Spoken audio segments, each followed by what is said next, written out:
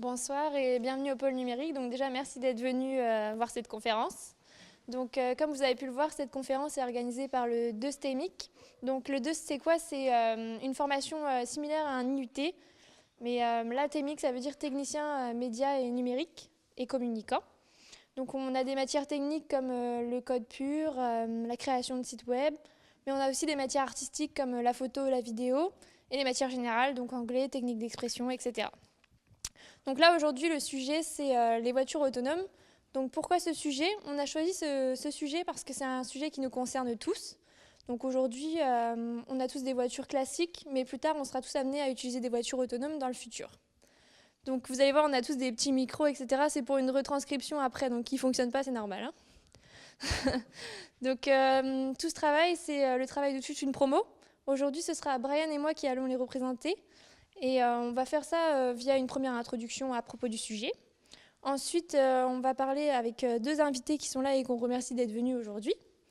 Et pour finir, on aura un petit échange avec questions et débats pour mieux parler du sujet aujourd'hui. Et maintenant, je laisse la place à Brian pour vous éclairer à propos de ce sujet. Merci Kathleen. Bonsoir à tous. Aujourd'hui, nous allons traiter le sujet donc, de la voiture autonome avec vous.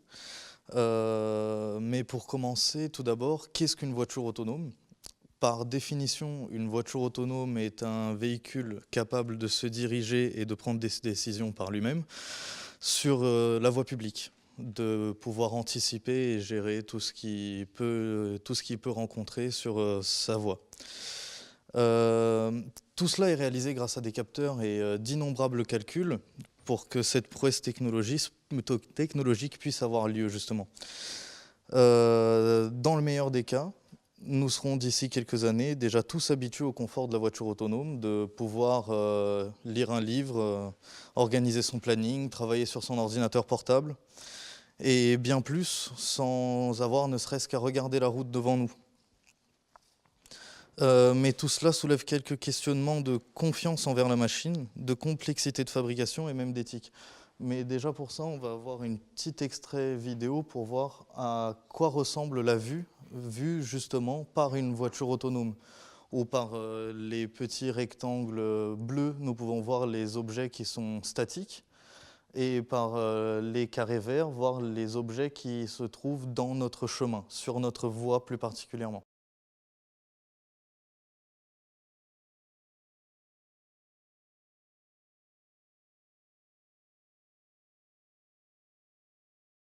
Donc voilà. Mais à votre avis, que devraient faire ces voitures en cas de danger, justement? Qui devrait-elle protéger? Les passagers qui l'habitent, les passagers du véhicule d'en face, les piétons? Et pour répondre à tout cela, nous allons laisser la place justement à nos deux intervenants. Sylvain Germaine, tout d'abord, ingénieur RF au sein de ZF Autocruise. Il nous parlera de la voiture autonome et de ses différences avec la voiture traditionnelle et comment donner de l'autonomie à une voiture et où en sont ces technologies. Donc je laisse notre place à Sylvain. Merci, c'était assez rapide. Je ne sais pas si la présentation... Le diaporama, bon, bonjour déjà à tout le monde, merci d'être venu. Donc, comme introduit, merci pour l'introduction. Je m'appelle Sylvain Germaine, je suis ingénieur de formation en télécom. Je travaille pour l'équipementier ZF, donc c'est un équipementier automotive du même type que Valeo, que vous connaissez peut-être plus, ou Bosch. ZF est peu connu en France, c'est un équipementier allemand. Et on a un site à Brest de développement et de production pour les radars qu'on met sur les voitures pour la conduite autonome. Donc aujourd'hui, on m'a demandé de faire une petite présentation un peu technique, mais au niveau. Je vais essayer d'aller pas trop profondément dans la technique pour vous présenter un peu les niveaux de la conduite autonome, tels que définis par les constructeurs et vers quoi on veut tendre, ainsi que les capteurs aujourd'hui utilisés sur une voiture et comment on essaie de passer d'une voiture manuelle, normale, qu'on connaît tous, à une voiture plus autonome. L'industrie automobile a défini aujourd'hui 6 niveaux d'autonomie, enfin 0 à 5, donc 5 niveaux on va dire. Le niveau 0, niveau standard, pas d'autonomie, pas de capteur. Le conducteur garde totalement le contrôle sur toutes les fonctions du véhicule. Donc il a les freins, l'accélération, donc c'est lui qui est maître des pédales, maître de la direction, il regarde la route. Il peut à la rigueur être assisté par des alertes sonores, typiquement un franchissement de ligne ou, vous connaissez tous le petit radar de recul ou la caméra de recul qui fait biper quand on recule en se garant. Mais aucune fonction réellement prise d'autonomie. Le niveau 1, merci, qu'on peut commencer à avoir des niveaux d'autonomie, on peut l'appeler, alors fit off, je suis désolé pour l'anglais, sans les pieds, donc un niveau où déjà l'ordinateur de bord peut ponctuellement seulement prendre la main sur le freinage ou l'accélération. Vous avez peut-être eu ce genre de système dans vos voitures, des voitures de location ou les voitures actuelles, il y en a sur la route. Ça fait même plusieurs années. Les premières fonctions de régulation de vitesse adaptatif sont apparues dans les années 2000, fin 90-2000, sur des voitures très haut de gamme, des Audi A8 ou des Volkswagen Phaeton. Mais déjà, à cette époque-là, la voiture pouvait adapter automatiquement sa vitesse par rapport au trafic devant elle. Même chose pour le freinage automatique d'urgence, qui est maintenant assez plébiscité dans les publicités des constructeurs automobiles, de voitures qui freinent automatiquement, comme sur un traversée de piétons dans les crash tests. Ici, attention, au niveau 1, le conducteur est toujours maître total du véhicule, il en a la responsabilité totale, le conducteur est juste assisté. Le niveau 2, on augmente encore le niveau d'autonomie du véhicule. À ce niveau, la voiture peut prendre le contrôle autant de l'accélération ou du freinage, donc de la direction longitudinale du véhicule, que du changement de vitesse, du changement de voie, ou de la direction. Alors, ici, on a déjà des fonctions qui arrivent sur des véhicules classiques qu'on peut acheter. On parle de park assist, comme la petite image en bas à droite, d'une voiture qui se garerait tout seul. On parle, excusez-moi encore pour l'anglais, mais c'est des fonctions internationales, de Emergency Steering Assist, donc c'est la petite image en haut à droite d'une voiture qui changerait de voie toute seule pour éviter un obstacle. On parle aussi de Lane Keep Assist, donc c'est des fonctions qui vont vous garder dans la voie. Si votre voiture dérive, la voiture va vous ramener automatiquement dans la voie. Donc, ce sont des fonctions qui existent aujourd'hui, que vous pouvez trouver sur des voitures sur le marché. Donc ici, l'ordinateur de bord se charge de conduire temporairement votre véhicule, il vous aide. Vous faites que superviser ces opérations. Malgré tout, il vous faut être très attentif. C'est des systèmes qui sont nouveaux. Il faut être prêt à reprendre la main en cas de souci, de défaillance, et vous êtes toujours entièrement responsable de votre véhicule. Niveau 3, on n'a plus les pieds, on n'a plus les mains. On peut peut-être éviter de regarder la route tout le temps, donc ici eyes off. Le conducteur délègue totalement la conduite dans des situations prédéfinies. On n'est clairement pas sur une voiture autonome encore qui ferait 800 km tout seul, mais on peut imaginer des scénarios très spécifiques ou des zones très spécifiques comme pour les petites navettes autonomes sur un aéroport ou dans un centre de conférence où on sait très bien comment les scénarios sont faits et la circulation est. On peut imaginer dans ce sens lire des messages ou son journal assez rapidement dans les bouchons du matin. L'ordinateur, normalement, doit être capable de connaître les moments où il est en incapacité de réagir. C'est un capteur qui est défaillant, un capteur qui devient aveugle, ce genre de choses, et au conducteur de reprendre la main assez rapidement sur son véhicule. Ici, je cite la fonction embouteillage ou Traffic Jam Pilot, l'autopilote de la Tesla aussi, où effectivement, sur certaines, par exemple dans les embouteillages, le véhicule va suivre le flux tout seul et vous pouvez faire un peu autre chose temporairement. Niveau 4 et 5 sont déjà les niveaux quasiment de l'autonomie totale. Alors, au niveau 4, elle est capable de se déplacer sans son propriétaire, mais pas 100% du temps. Encore une fois, dans des situations peut-être prédéfinies ou à des vitesses réduites, elle serait capable de se déplacer toute seule. Alors ici, on pourrait imaginer une voiture qui vous dépose devant le bureau, vous allez au bureau et vous lui dites d'aller se garer, elle va trouver elle-même une place de parking aux alentours et vous l'appelez avec votre téléphone en repartant du bureau, elle vient vous chercher. Donc, ce sont déjà des choses qu'on voit en démonstration, qu'on voit aux États-Unis dans les salons, en Europe aussi dans les salons. Voilà. Niveau 5, on parle à ce moment-là que vous êtes complètement passager. La voiture est vraiment capable de conduire dans toutes les situations. On peut imaginer des voitures même sans volant, sans pédale, des voitures très futuristes. Et là, vous n'avez pas besoin d'être là en cas de défaillance. Tout se passe normalement très bien. L'ordinateur de bord gère tout le contrôle de toutes les fonctions de la voiture. Le futur qu'on imagine tous. Alors, quelques petites annonces que certains constructeurs ont fait ces 2-3 dernières années. Pour juste vous donner une idée de ce qu'ils espèrent. C'est pas sûr qu'on aura tout ça sur la route, mais en tout cas, c'est ce qu'espèrent certains constructeurs. Donc Renault, autonomie sur autoroute et milieu urbain pour 2020, donc c'est un niveau 4, on va dire, pour 2020. Je ne suis pas sûr qu'on y sera. Hyundai, autopilote sur autoroute pour 2020, c'est aussi, à mon avis, un petit peu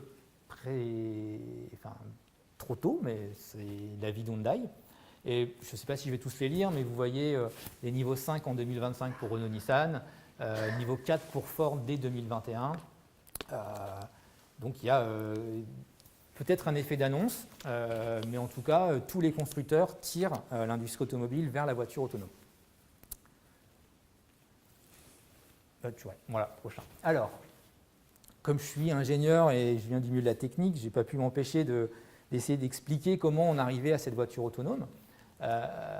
Aujourd'hui, quand vous conduisez votre voiture, on va dire qu'il y a 3 aspects. Il y a d'abord observer son environnement, l'analyser pour anticiper les choses et les obstacles qui peuvent bouger ou les obstacles fixes. Et regarder aussi les panneaux, les vitesses.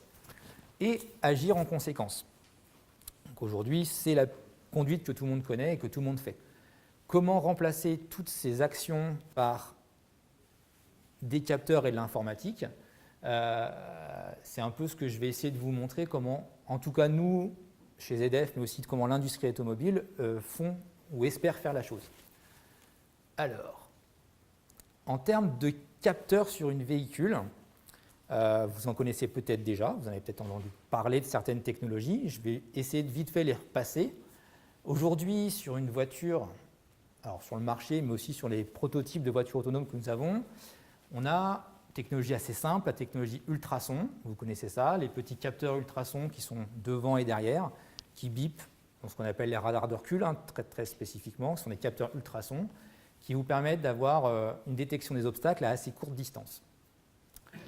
La seconde technologie, c'est la technologie radar, hyperfréquence. Donc là, on parle de technologie radar, voilà. On peut avoir plusieurs gammes de termes de radar, des courtes portées, moyennes portées, longues portées, donc comme sur le schéma ici. Aujourd'hui, voilà, notre prototype de voiture autonome a 7 radars sur sa véhicule. Des courtes portées, mais qui ont des très larges champs de vision pour essayer de couvrir un 360 degrés autour de la voiture. Et des longues portées pour anticiper du trafic très très en amont. Vous imaginez qu'une voiture autonome a 130 km/h sur l'autoroute, et nos clients allemands, c'est plutôt du 180 km/h sur l'autoroute. Il faut anticiper et détecter des voitures devant nous à 250-300 mètres. Donc c'est des radars longue portée. Alors, une image radar, vous avez des images radar ici, donc c'est ce que nous on voit en tant qu'ingénieurs. C'est un ensemble de points avec un niveau de puissance, et avec ça, on doit déterminer les obstacles et l'environnement.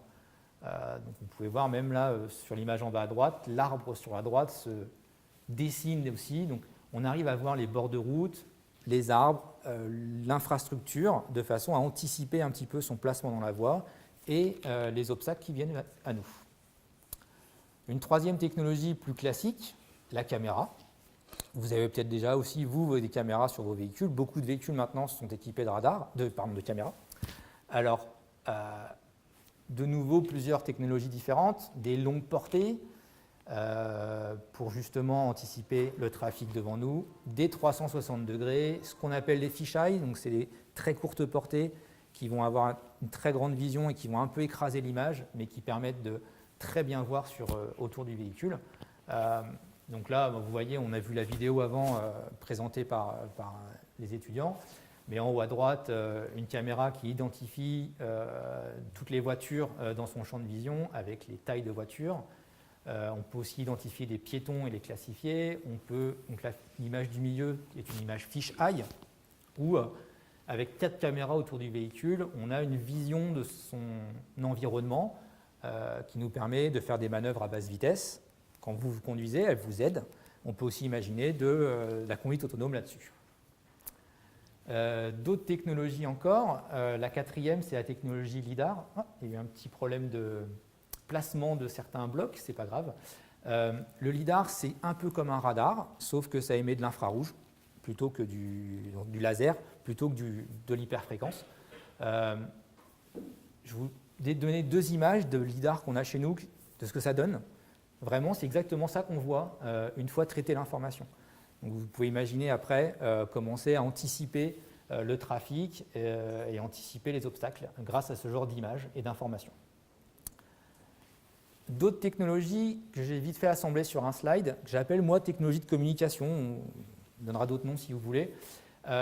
Mais aujourd'hui, vous avez les capteurs qui perçoivent l'environnement, mais vous avez aussi beaucoup de possibilités de faire la voiture autonome ou d'aider la voiture autonome avec d'autres technologies. Alors les données GPS forcément, puisque se placer dans la voie ou connaître sa direction, on a besoin de données GPS. Des données de cartographie, en haut à droite, vous voyez ce qu'a lancé TomTom il y a 2 ans. Ils ont cartographié l'Allemagne entière, ils ont roulé sur toutes les routes allemandes et ils ont des visions 3D comme ça de toute l'Allemagne. Donc effectivement, avec ces données embarquées dans le véhicule, plus les données radar, caméra, vous pouvez commencer à anticiper, enfin l'algorithmie et le véhicule peut anticiper son mouvement. Et d'autres technologies qui méritent d'être identifiées, ce qu'on appelle le V2X, Vehicle to Something Else. Donc véhicule to véhicule, communication véhicule à véhicule, ce qui permettrait, donc beaucoup de sociétés travaillent dessus. Il y aurait un besoin d'équiper tous les véhicules, mais ça permettrait que les véhicules communiquent entre eux et donc anticipent le mouvement de chacun. Qu'un comme véhicule dise attention, il y a un bouchon, que l'autre puisse ralentir ou changer de voie. Et véhicule vers infrastructure, donc des communications vers les feux, vers des panneaux, ce genre de choses, pour pouvoir aussi anticiper et créer une dynamique. Alors, rapidement, je ne vais pas passer sur le tableau, je ne voudrais pas vous embêter trop, mais aujourd'hui, si les technologies, on en parle, s'il y en a plusieurs et qu'on embarque plusieurs types de capteurs sur le véhicule, la vraie raison, ou les principales raisons, sont d'abord qu'elles se complètent. Elles ont différentes distances de détection, différentes capacités d'estimation des vitesses, des obstacles, de la classification. Elles fonctionnent plus ou moins bien suivant qu'il pleuve ou qu'il fasse très beau. Par exemple, une caméra avec du soleil rasant, vous l'avez déjà vous expérimenté en conduisant est-ouest le soir, le soleil rasant vous éblouit, la caméra c'est la même chose, elle peut devenir aveugle. Donc les technologies vont se compléter pour avoir une meilleure information. Cette fusion des informations va permettre une meilleure performance, un plus grand temps de disponibilité et aussi une meilleure fiabilité, puisque la redondance des capteurs, la multiplication de ces technologies permet d'assurer des fiabilités pour assurer un fonctionnement autonome sans trop de problèmes, on va dire. Alors, je suis désolé pour la flèche, je pense que c'est des versions de PowerPoint qui ne sont pas les mêmes. L'aspect, donc j'ai dit See, Think, Act, voir, observer son environnement avec toutes les technologies qu'on a. Maintenant, analyser l'environnement. Alors aujourd'hui, il faut des calculateurs centraux très puissants. C'est bien pour ça qu'on a des sociétés comme Nvidia qui font des cartes graphiques qui se sont lancées dans la voiture autonome pour développer de l'intelligence artificielle, mais aussi parce qu'il fallait des calculateurs, des GPU très puissants, et ce sont des technologies qui ont l'habitude, des sociétés qui ont l'habitude. Analyser nécessite la fusion de données, de toutes ces données de capteurs, de cartographie pour bien comprendre et prendre les bonnes décisions. Alors, je séparais 2 choses entre algorithme déterministe et intelligence artificielle. Déterministe, c'est qu'on dit à la voiture, on imagine les scénarios, on lui explique quoi faire. C'est l'algorithmie déterministe. Donc, on va lui dire, voilà, si vous êtes roulé sur autoroute, vous voyez les lignes blanches, tu restes au milieu des lignes blanches. Ça, c'est assez classique et on peut contrôler. C'est plutôt des niveaux 0, 1, voire 2 au niveau autonomie. Puisque c'est des scénarios maîtrisés, on peut coder un peu le contrôle du véhicule, mais c'est dur d'anticiper l'ensemble des scénarios possibles. L'intelligence artificielle est clairement le step à faire en voiture autonome. Donc c'est du machine learning. L'idée, c'est de faire un apprentissage de la conduite à partir d'une énorme quantité de données. Donc, aujourd'hui, les constructeurs, les fournisseurs, les équipementiers comme ZF, d'autres sociétés ont beaucoup de véhicules qui roulent, qui analysent les données, qui avalent la donnée pour que l'intelligence artificielle comprenne le fonctionnement d'un véhicule sur la route.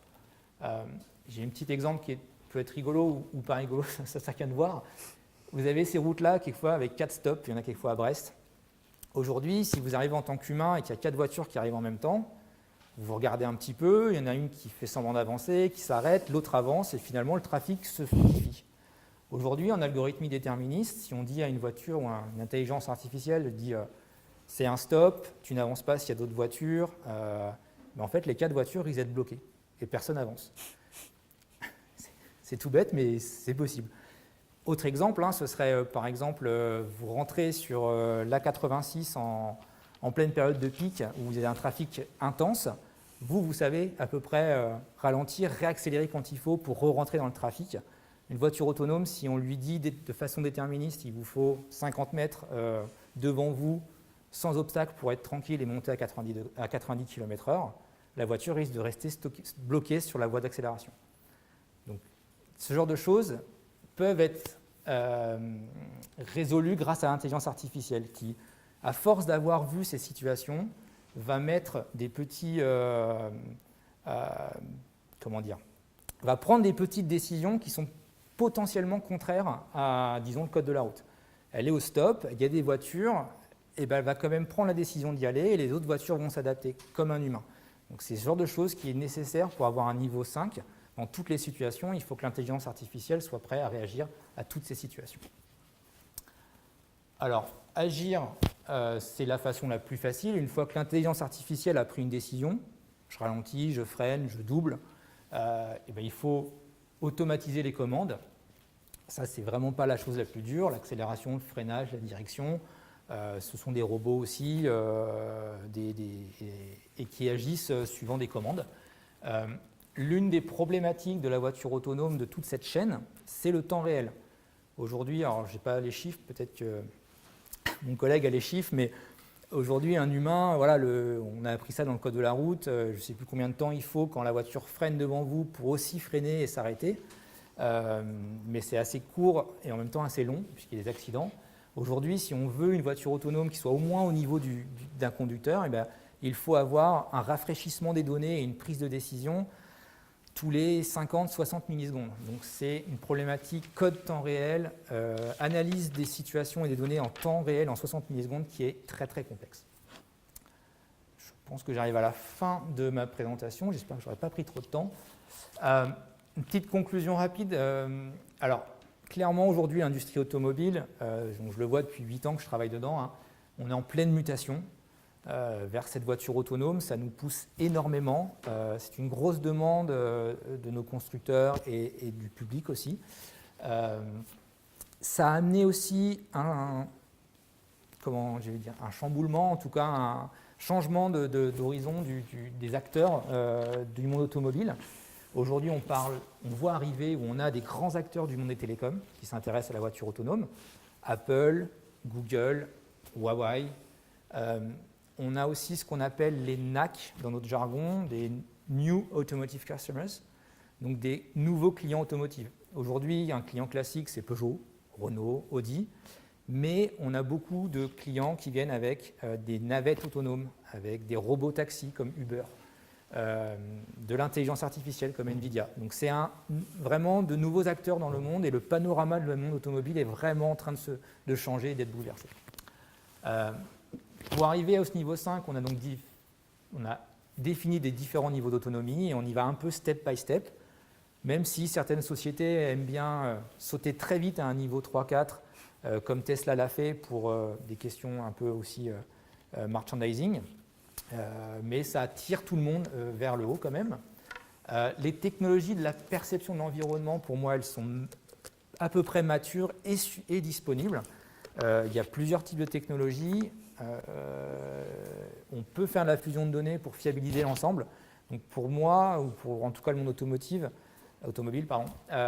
Cet ensemble de capteurs est disponible. Vous avez déjà d'ailleurs des fonctions d'autonomie qui sont déjà possibles. Hein. On a des véhicules Peugeot aujourd'hui, la 508 qui est sortie, qui fait de l'assistance dans les bouchons et qui va conduire toute seule. On a des Tesla, on a des Mercedes qui roulent toutes seules dans certaines situations.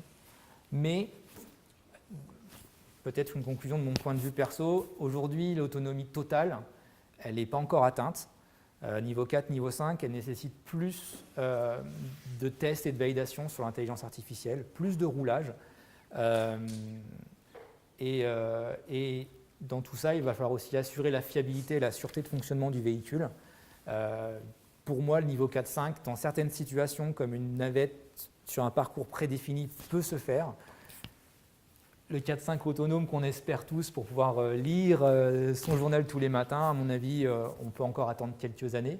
Mais c'est en route et clairement, on aura ce genre de véhicule sur le marché un jour dans notre vie. Voilà, je vous remercie de votre attention en tout cas.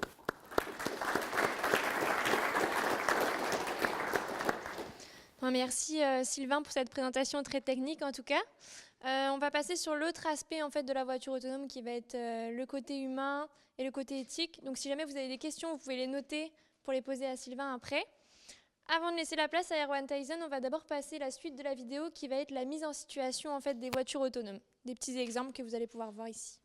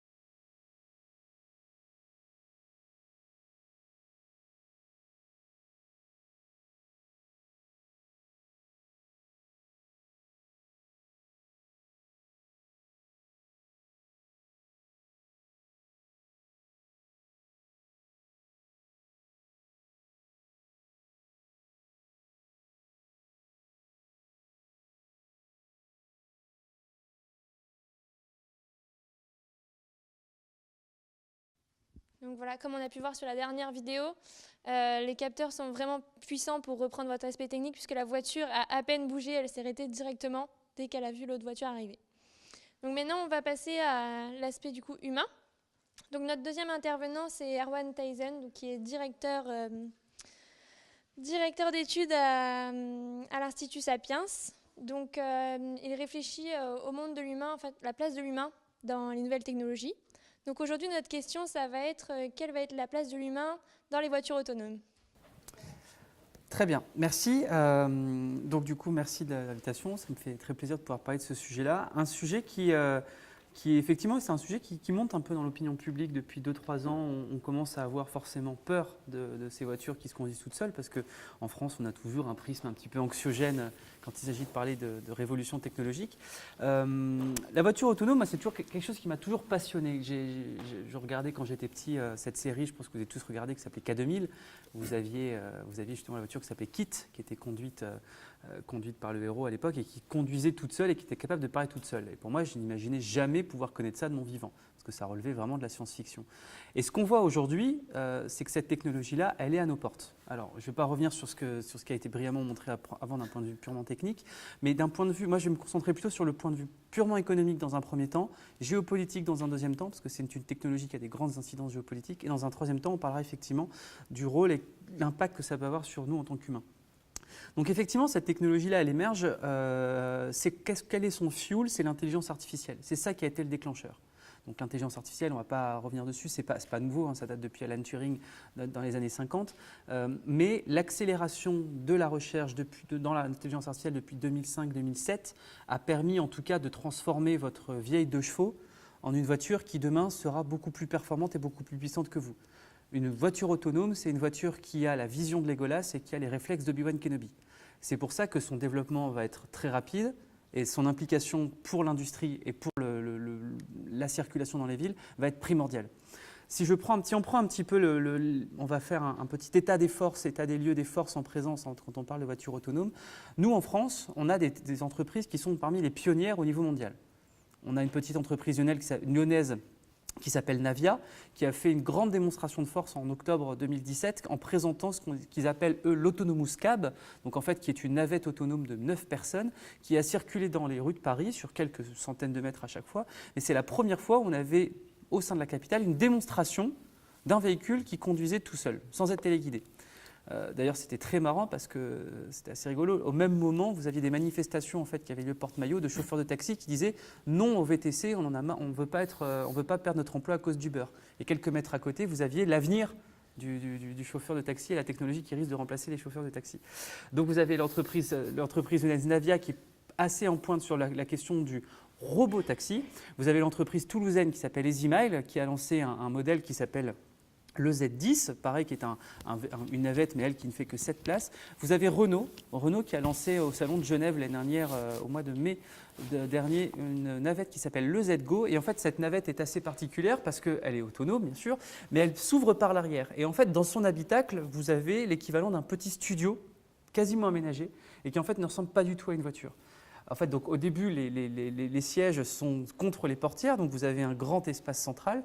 Mais l'idée, c'est que l'habitacle peut être complètement refondu pour le transformer justement en lit, en bureau, en salle de télétravail. Et donc, pour vous permettre, ce que montrait avant justement Sylvain, la possibilité de pouvoir travailler dans son véhicule tout en se déplaçant d'un point A à un point B. Et c'est en ça justement que ça représente une révolution, mais on y reviendra un peu après. Donc voilà les trois grandes forces au niveau français. On a bien sûr Valeo qui a eu pareil grande performance au mois de novembre dernier et a présenté en fait s'est allié avec Range Rover et a pu faire circuler un véhicule autonome autour de la place de l'Étoile, donc à Paris, donc autour de l'Arc de Triomphe.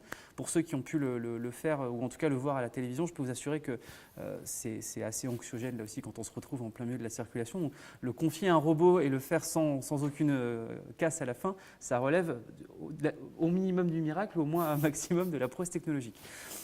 Donc ça, c'est pour les entreprises françaises. On remarque qu'il y a certaines entreprises qui sont beaucoup plus à la traîne que d'autres, le groupe PSA notamment.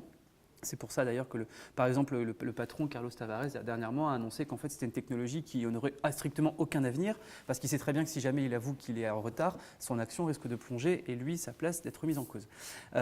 Par contre, quand on regarde un petit peu ce qui se passe aux États-Unis, là, le rapport de force est beaucoup plus intéressant. Aux États-Unis, la principale force, c'est Google.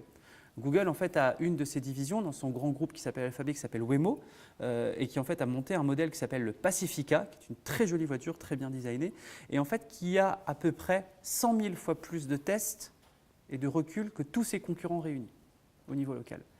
Ce qui est très drôle, c'est que Google communique assez rarement, en comparaison de tous ses autres concurrents, sur sa technologie à elle. Le PDG de Waymo dit « Nous, on ne communique pas, on conduit ». Et justement, Google est en train de prendre une avance énorme parce qu'en plus possède énormément de données sur la voiture autonome là-dessus par rapport à ses concurrents. Ses concurrents, c'est qui ? C'est bien sûr Tesla et Uber. Et eux, en fait, en sont encore d'un point de vue purement technique à la préhistoire de la voiture autonome par rapport à Google. Donc au niveau outre-Atlantique, c'est vraiment Google qui est en train de tirer son épingle du jeu. Il n'y a pas que. En Chine aussi, la voiture autonome est un enjeu extraordinaire. On a une entreprise qui s'appelle Baidu, qui est l'équivalent chinois de Google, et qui, là aussi, c'est pas embêté, ils n'ont pas développé eux-mêmes leur propre voiture autonome, ils ont tout simplement copié les brevets, notamment les brevets français, le brevet de Navia. Et en fait, ils ont créé une navette autonome qui est le copier-coller de celle de l'entreprise française Navia. Et ils ont commencé à la tester sur les routes de Pékin au mois de novembre dernier. Mais l'avantage, c'est que le gouvernement chinois leur a dit, c'est simple, vous avez l'équivalent de 10 millions de kilomètres de tests sur les prochaines années, vous pouvez le faire autant que vous voulez, et s'il y a des morts, c'est pas grave.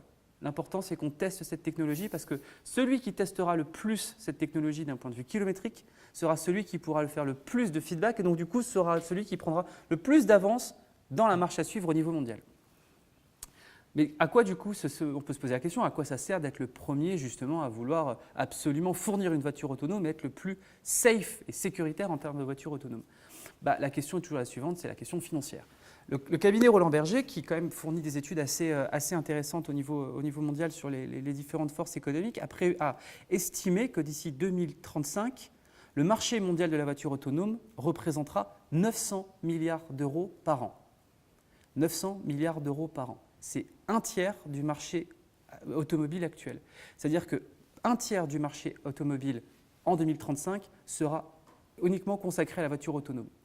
Donc quand on considère qu'une voiture, une automobile, c'est un produit de luxe, un produit à haute valeur ajoutée sur lequel les bénéfices sont énormes, on se doute bien qu'effectivement, il y a une course économique qui se joue, qui est extrêmement importante pour tous ces constructeurs-là, parce que ça veut dire quoi se positionner sur la voiture autonome? Ça veut dire pouvoir justement gagner des gisements de rentabilité qui sont absolument immenses. Donc ça, c'est déjà le premier point. Donc là-dessus, il y a vraiment une concurrence qui est en train de s'opérer entre le bloc asiatique, le bloc américain et le bloc européen sur cette technologie-là pour justement faire en sorte d'être celui qui pourra proposer la meilleure technologie, la plus fiable, pour pouvoir justement capter le plus de parts de marché, le part de marché mondial. Autant vous dire tout de suite, c'est pas je pense que mon voisin sera peut-être d'accord avec moi là-dessus, sur cette course-là, la France est clairement en train de perdre. On a été les premiers à fournir les brevets, on a été les premiers à proposer justement des technologies de voitures autonomes. On a parmi les meilleurs ingénieurs au monde, mais on est en train de perdre. Pourquoi? Parce qu'on a une législation en France qui nous empêche aujourd'hui de pouvoir tester ou circuler avec des véhicules autonomes. Ça, on en reviendra un peu plus à la fin. Et aujourd'hui, dans cette compétition-là, on a vraiment clairement donc, du coup, Google qui se différencie des autres et les Chinois Baidu qui sont juste derrière. Pourquoi ça peut être important pour nous? Parce que la plupart de notre économie, je ne vais pas vous faire tout un cours d'économie sur la balance commerciale et la structure économique de la France, mais la France dépend beaucoup de ses exportations en termes d'automobiles. On exporte chaque année plus de 2 millions de véhicules. 2 millions de véhicules, vous avez plusieurs centaines de milliers de personnes qui travaillent, dont l'emploi dépend directement de l'industrie automobile et plusieurs millions de personnes qui en dépendent indirectement. On est dans une vague de désindustrialisation forte en France. Il se doute bien que du coup, si demain, on a un tiers du marché mondial automobile qui sera uniquement autonome, si nous ne proposons aucun véhicule autonome, nous ne pourrons plus justement peser quoi que ce soit dans la compétition automobile mondiale. Donc du coup, nous ne serons plus en capacité de pouvoir créer nous aussi des gains de productivité et donc du coup de pouvoir baser notre croissance économique là-dessus. J'ai perdu à peu près tout le monde avec cette dernière phrase. Non, du coup, là-dessus, il y a vraiment un petit peu comme quand vous jouez au jeu de loi, il y a la volonté d'arriver en premier avant tout le monde et on s'en fout du parcours que vous avez fait. L'important, c'est d'arriver sur la ligne d'arrivée avant les autres. Parce que c'est celui qui arrivera sur la ligne d'arrivée qui aura vraiment gagné. Il y a un petit côté winner takes all dans la voiture autonome qui est très important. Donc ça, c'est pour le côté, le côté économique. L'économie ne fait pas tout, mais quels sont du coup les autres intérêts qu'on pourrait y voir, nous, à la voiture autonome, si ce n'est justement de gagner des gains de croissance, de pouvoir vendre des voitures autonomes made in France un peu partout. Il y a déjà l'importance qu'on a en France de pouvoir s'appuyer sur une technologie de voiture autonome, comme l'a montré avant mon voisin, c'est pouvoir surtout déconstruire quelque part les distances. Alors ça peut paraître très, très barbare dit comme ça, mais imaginez-vous un monde où vous n'aurez plus à conduire vous-même votre voiture et vous ne serez plus propriétaire de votre voiture. Imaginez-vous juste un monde où en fait, vous pourrez invoquer un véhicule quand vous le voulez, où vous le voulez, juste avec votre smartphone, et qu'à la limite, la distance, l'heure de la journée et le temps que vous allez mettre pour vous diriger vers votre point d'arrivée n'aura plus aucun espèce d'intérêt. Quand vous prenez, par exemple, quand vous partez en vacances, quand vous faites Brest-Bordeaux, ou Brest-Marseille, c'est plusieurs heures de route, c'est un temps perdu. Techniquement, c'est un temps que vous avez perdu à être derrière votre volant. Si jamais demain vous faites Brest-Bordeaux au volant d'une voiture autonome, vous pouvez consacrer ce temps-là à faire autre chose. Vous pouvez lire un livre, vous pouvez dormir, vous pouvez travailler, vous pouvez discuter, vous pouvez faire tout ce que vous faites autre chose que vous ne pouvez pas faire aujourd'hui avec votre véhicule utilitaire personnel. Donc du coup, la première chose qu'on peut voir dans l'intérêt qu'on peut avoir dans la voiture autonome, c'est la résorption de la fracture territoriale qu'on a en France aujourd'hui. La France est caractérisée par ce côté extrêmement jacobin, avec beaucoup de métropoles qui ont accaparé quelque part les richesses et la force de travail de tout le pays. Le fait de pouvoir avoir des voitures autonomes qui permettent de gommer les distances et donc du coup de permettre d'avoir un citoyen d'habiter dans un territoire, par exemple d'habiter à Morlaix et de travailler à Brest, ça peut être possible de travailler à Troyes d'habiter à Troyes et de travailler à Paris, ce sera possible. Parce que le matin, vous aurez votre véhicule autonome qui viendra vous chercher à Troyes. Pendant 2 heures, vous serez au téléphone en train de gérer vos mails, etc. Vous arriverez au boulot, vous aurez déjà 2 heures de travail réalisées et vous pourrez partir beaucoup plus tôt, retourner habiter dans votre ville, dans votre maison à Troyes. Donc ça veut dire quoi? Ça veut dire que d'un point de vue immobilier, vous ne serez plus obligé de vous tasser dans des grandes métropoles, dans des petits appartements, dans des grandes métropoles. Mais vous pourrez habiter justement dans des grandes maisons, dans des petites villes. Et ce changement de paradigme-là, il peut être très important. Pourquoi? Parce que d'un point de vue politique, ça permet justement d'apporter une solution concrète à la fracture territoriale. Chose qu'aujourd'hui, on n'a pas forcément dans les différentes solutions et propositions. Ensuite, il y a le fait de pouvoir décongestionner les villes. il y a donc décongestionner les villes, ça veut dire quoi? Ça veut dire, vous savez, on a tous déjà vu ces petites infographies où on avait l'équivalent de, si jamais vous mettez l'équivalent de 200 personnes dans 200 voitures, vous allez avoir deux lignes de 100 voitures l'une derrière l'autre. Si jamais vous mettez toutes ces personnes-là, vous remplissez 4 bus. Donc, du coup, déjà, vous perdez beaucoup moins de place dans votre ville.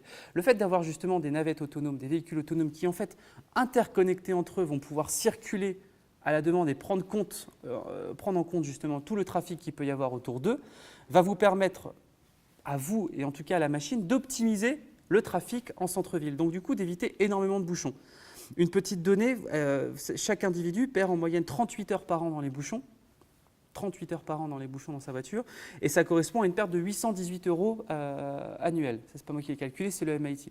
Donc chacun, vous perdez cet équivalent-là que vous pourrez éviter de perdre une fois que vous aurez vos véhicules autonomes. En tout cas, c'est une des prévisions qu'on peut faire. Ensuite, il y a pour tout ce qui est le coût environnemental. Ça, c'est le troisième dont on parle beaucoup, parce que qui dit stop à la congestion, dit stop aux embouteillages, dit stop aux émissions inutiles de CO2 et de particules fines, donc de permettre de rentrer dans un cercle plus vertueux et plus respectueux de l'environnement. La voiture autonome, de manière générale, est relativement électrique parce que la puissance qu'elle demande, en tout cas en termes d'intelligence artificielle, ne peut pas forcément être alimentée par du fuel ou par du pétrole. Donc elle aura besoin d'être électrique, elle aura besoin d'avoir une batterie, d'avoir une pile. Le fait qu'elle soit électrique va permettre effectivement de réduire drastiquement l'émission de particules fines. Pareil, là-dessus, les calculs ont été faits notamment par Harvard. On a quoi? On observe en fait que le fait de passer à un véhicule 100% électrique, donc un véhicule autonome, ça pourrait permettre d'économiser 487 000 morts par an en Union européenne et plus de 9 millions au niveau mondial. Là-dessus, vous économisez 9 millions de morts, qui représentent quand même 16% de la mortalité totale annuelle au niveau mondial, grâce justement à la diminution des émissions de CO2 qui sont dues directement aux embouteillages et aux véhicules dits thermiques et dits polluants et conduits par des personnes qui sont intelligentes mais pas de manière artificielle, c'est-à-dire des humains. Donc du coup là-dessus, on voit qu'il y a quand même des bénéfices qui sont assez énormes, d'un point de vue environnemental, d'un point de vue territorial, d'un point de vue économique et d'un point de vue humain. Donc ça, c'est la dernière question qu'on peut se poser. Nous, qu'est-ce que moi je peux en tirer dans ma vie de tous les jours? Déjà, le fait d'avoir un véhicule autonome qui ne soit plus ma propre propriété, parce que mon voisin l'a dit avant, le véhicule autonome sera forcément partagé. Il sera forcément partagé, pourquoi? Parce que le véhicule autonome, ça coûte 250 000 €, ça prend autant de place, voire plus de place qu'un véhicule normal, et il n'y a aucune raison justement que chacun ait son propre véhicule si on part du principe que le véhicule peut autogérer lui-même une propre flotte et autogérer lui-même un propre flux de passagers. D'ailleurs, petite statistique par rapport à ça, est-ce que vous savez que chacun, vous utilisez votre véhicule que 2 à 4% de votre temps par jour, de votre temps d'utilisation par jour, vous passez en moyenne entre 25 et 50 minutes par jour seulement dans votre voiture. Si jamais vous rapportez l'achat de votre véhicule qui vous coûte à votre utilisation horaire, à chaque fois que vous montez dans votre véhicule et que vous y passez 1 heure, ça vous coûte 22 €. Donc vous rapportez en fait le prix d'achat de votre voiture sur 15 ans, plus l'assurance, l'essence, etc.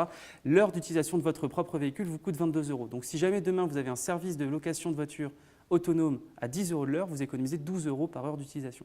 Donc ça aussi, c'est un argument qui de toute façon sera utile en temps voulu pour permettre aux gens de passer d'un véhicule normal à un véhicule autonome. Enfin, sur la question, et c'est la question par contre qui est le plus centrale, le moins fantaisiste et la plus concrète concernant le véhicule autonome, c'est la question éthique. J'en parlais avant en ouverture, qui était la question anxiogène justement qu'on peut avoir par rapport au véhicule. Est-ce que vous avez remarqué à quel point quand on a des accidents justement sur des tests de véhicules autonomes, on a eu il y a 3 mois de ça aux États-Unis, un cycliste qui a été percuté et quelques jours avant une personne qui a été percutée en pleine nuit parce qu'elle avait été prise, elle n'a pas été vue justement par les radars, ça fait la une de tous les journaux au niveau mondial. Pourtant, si vous, en sortant d'ici, je ne vous le souhaite pas du tout, mais si vous, en sortant d'ici, après avoir bu une petite coupe de champagne, vous heurtez quelqu'un, ça ne fera pas du tout la une des médias mondiaux. Pourquoi? Parce qu'effectivement, c'est quelque chose de nouveau. Donc, du coup, il y a le côté anxiogène. Et ce côté éthique, surtout, on soupçonne toujours la machine d'avoir fait exprès ou non. Parce que la machine est tellement performante qu'on se dit que ce n'est pas possible qu'elle ait pu, justement, ne pas voir qu'il y avait un humain à ce moment-là. Et ça, ce problème éthique-là, il a été en partie résolu par beaucoup de chercheurs. Ça s'appelle le dilemme du tramway. Donc je ne sais pas si ça en parle à certains. C'est tout simplement, en fait, vous avez un tramway qui est en train de dévaler une pente et vous avez le choix vous avez 3 choix en fait. Soit vous sauvez les occupants du tramway, donc en dévalant et en espérant, vous percutez tout sur votre passage en espérant que tout va au final ralentir votre chute. Soit vous percutez de nombreux prisonniers sur une voie de gauche, soit vous percutez une personne seule sur une voie de droite. Et en fait, c'est la question de qui vous allez sauver, quelle vie, donc c'est une question très utilitariste, hein, on est dans la philosophie, quelle vie vous allez préférer sauver par rapport à d'autres. Et là, des petits codeurs américains se sont amusés justement à créer une plateforme sur le net et qui en fait vous met dans la position du dilemme du tramway. Et en fait, vous avez à peu près une trentaine de choix différents et vous pouvez faire ces choix à la suite et vous voyez qui vous voulez sauver. Donc entre la petite fille et la personne âgée qui a 90 ans, entre la personne qui est très riche et la personne qui va être très pauvre, entre la personne qui va être éduquée, qui va être chef d'entreprise et la personne qui va être SDF. Et vous faites vos choix en fait, mais c'est de manière purement froid et objectif. Et en fait, ce qui est très marrant, c'est qu'on a observé, donc, parmi tous les millions de personnes qui ont répondu, on a observé que les personnes que l'être humain voulait le plus sauver étaient les chats et les grands-mères. Et donc du coup, ça pose une question éthique. Si jamais ma voiture autonome, dans mon dilemme du tramway, un jour, elle sera amenée de toute façon à devoir choisir entre les deux. Et si jamais elle choisit plutôt de sauver la grand-mère et d'écraser la petite fille qui a 4 ans, qu'est-ce qui va lui ordonner de faire ça? Ce qui va lui ordonner de faire ça, justement, c'est un algorithme que l'humain lui-même va devoir créer. La machine autonome, ça reste un outil, c'est un outil relativement bête dans sa construction intellectuelle qui ne fait qu'appliquer ce qu'on lui ordonne. Et donc, du coup, la question éthique, c'est qu'est-ce que moi, en tant que programmateur de la voiture autonome, qui je vais choisir de sauver? Le petit chat, la grand-mère, la mamie, le PDG? Donc du coup, cette question éthique-là, parce que de cette question éthique-là dépend aussi du choix de société qu'on veut avoir derrière cette technologie-là. À quelle vie on accorde le plus de poids ou non? Alors heureusement, pour l'instant, la plupart, outre cet exemple-là qui était plutôt absurde et qui était fait pour l'être d'ailleurs, la réponse est, pour l'instant, on fait en sorte que la voiture n'écrase personne. Donc c'est pour ça qu'on investit à fond, notamment dans la fiabilité du véhicule et dans le fait que le véhicule ne puisse jamais se retrouver dans cette situation-là parce qu'il aura tout anticipé avant. Je reviens sur, voilà, il a les réflexes de Obi-Wan Kenobi et la vue de Legolas. Donc on fait en sorte que ça n'arrive jamais. Mais le jour où ça arrive, parce que la programmation de votre algorithme dépendra toujours d'un humain. Donc ça, c'est la vraie question sur laquelle, et c'est d'ailleurs une des questions qui freine aussi l'émergence du véhicule autonome, c'est parce qu'on ne sait pas encore qui sauver et qui sacrifier dans ces cas-là. Le deuxième grand frein, donc ça c'est le premier grand frein, c'est le frein éthique. Le deuxième grand frein qu'il y a, c'est le frein assurantiel. Il faut savoir, donc on l'a vu avant, hein, le fait justement d'avoir un véhicule autonome, ça permet d'éviter, donc ça veut dire tout simplement de ne pas avoir de main derrière, ça permet d'éviter les accidents qui sont liés à la consommation de drogue, la consommation d'alcool et à la fatigue. On élimine 58% des accidents réalisés sur les routes françaises par an uniquement avec une technologie automatique. Elon Musk, le patron de Tesla, il estime que c'est 90% des accidents au niveau mondial qui pourront être évités. Donc là, du coup, si jamais vous n'avez plus d'accidents, quel sera l'argument d'un assureur pour vous faire payer une assurance absolument exorbitante tous les ans? On a estimé qu'en moyenne, les recettes des assureurs pourraient chuter de 40% en cas d'introduction de la voiture autonome. Et c'est là où le bas blesse, c'est qu'effectivement, il y a le temps qu'on n'aura pas résolu le dilemme éthique et le dilemme assurantiel, parce que le marché de l'assurance est un des plus puissants et un des plus grands marchés au monde, tant qu'on n'aura pas justement résolu ces deux questions-là, on aura toujours des freins. Parce que si jamais il n'y a pas de modèle pour assurer la voiture autonome derrière, il n'y aura pas de produit financier, il n'y aura pas de produit assurantiel, donc du coup, il n'y aura pas le développement, il y aura une perte d'argent pour ces gens-là. Là, la question qui vient le plus à l'esprit, en tout cas des assureurs, c'est de vouloir assurer le risque au niveau du constructeur. Donc ça veut dire que par exemple, Sylvain, quand il programmera justement son radar, c'est lui qui portera la responsabilité si vous avez un accident ou si demain le modèle qu'il a envoyé en Inde a un accident avec lui. Donc là, ça pose aussi notre question de la chaîne de responsabilité. Le troisième gros frein qu'on a, et non pas des moindres, c'est le frein juridique. Il faut savoir qu'au niveau mondial, la voiture autonome, pour l'instant, est interdite par l'ONU par une convention qui date de 1968.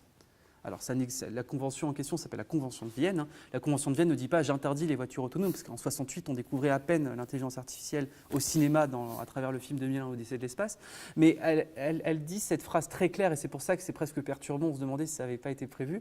Elle dit qu'un véhicule doit forcément être conduit par un conducteur. Cette phrase très triviale, en fait, empêche aujourd'hui, dans les 130 pays signataires de la charte, de développer des véhicules autonomes sur les routes. Pourquoi? Parce que qui dit véhicule autonome de niveau 5, il dit pas de conducteur. Parce qu'effectivement, c'est un logiciel intelligent. Il y a un État dans le monde qui a réussi à contourner ça, qui s'appelle la Californie, et qui en fait a donné un statut juridique à l'intelligence artificielle. Et donc du coup, l'intelligence artificielle est considérée comme un conducteur. En France, bien sûr, il y a eu des discussions sur la voiture autonome dernièrement. À l'Institut Sapiens, on a proposé de faire la même chose. On nous a rigolé au nez, on nous a ri au nez parce qu'effectivement, on n'est pas encore prêt pour ce genre de démarche-là, de donner une conscience juridique à une intelligence artificielle. Donc là, le problème justement, le frein juridique, c'est qu'on nous empêche par la loi de pouvoir réaliser le nombre de kilomètres, de pouvoir réaliser les tests, donc de pouvoir réaliser le nombre de kilomètres qu'on va pouvoir faire, donc de pouvoir tirer notre épingle du jeu, donc de pouvoir arriver sur la ligne d'arrivée avant tous les autres et de s'assurer de rouler dans des véhicules made in France et pas dans des véhicules made in California ou made in China. Le quatrième frein, c'est le frein économique. Pour des raisons X ou Y, vous avez vu, de toute façon, ça demande énormément d'investissement, notamment dans les infrastructures. Il faudrait, pour que le véhicule autonome fonctionne, qu'on ait quasiment une interaction complète entre le véhicule et son environnement. C'est la technologie V2X. Il faudrait quasiment mettre une puce sur chaque écureuil de France pour pouvoir avoir conscience de tous les dangers qui peuvent arriver. Donc là, effectivement, ça demande des écureuils en passant effectivement par chaque trottoir, par chaque panneau, par chaque arbre, etc., etc. Donc ça demande des investissements qui sont absolument énormes et qui, pour l'instant, ne peuvent pas être supportés par le public. Donc là, c'est encore un frein. Et enfin, le dernier frein, c'est un frein cognitif. Et ça, c'est un des freins les plus importants, à mon avis, à lever. Le frein cognitif, pourquoi ? Parce qu'en fait, on se rend compte que les gens ne sont pas encore prêts à monter dans un véhicule autonome. En France, une étude a été faite il n'y a pas très longtemps par Médiamétrie, qui avait comparé, pas Médiamétrie, pardon, par l'IFOP, et qui avait comparé justement les résultats à travers plusieurs pays. Et on avait vu qu'en fait, en France, la France se situait au 30e rang des pays prêts à accepter la voiture autonome.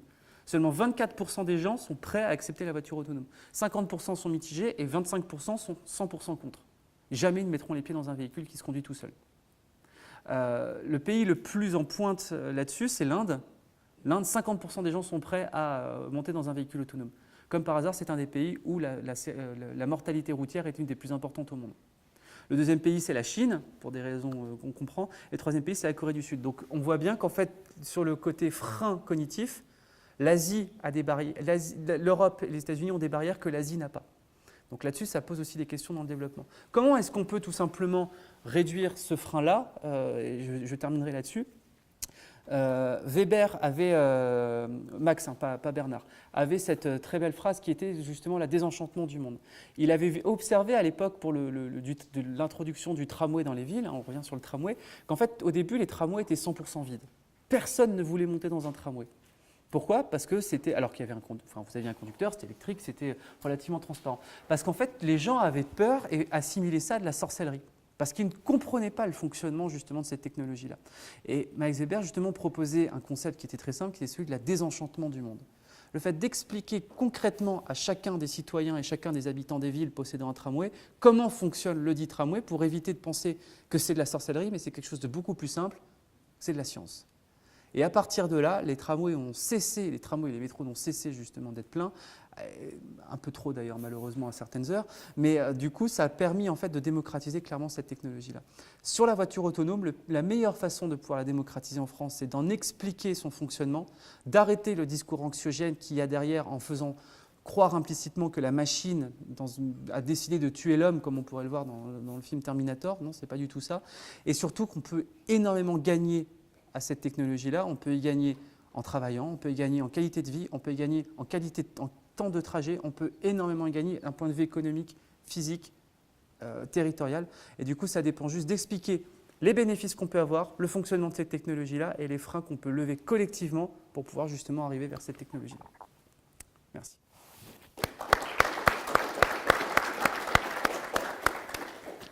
Merci Erwan du coup pour cette intervention.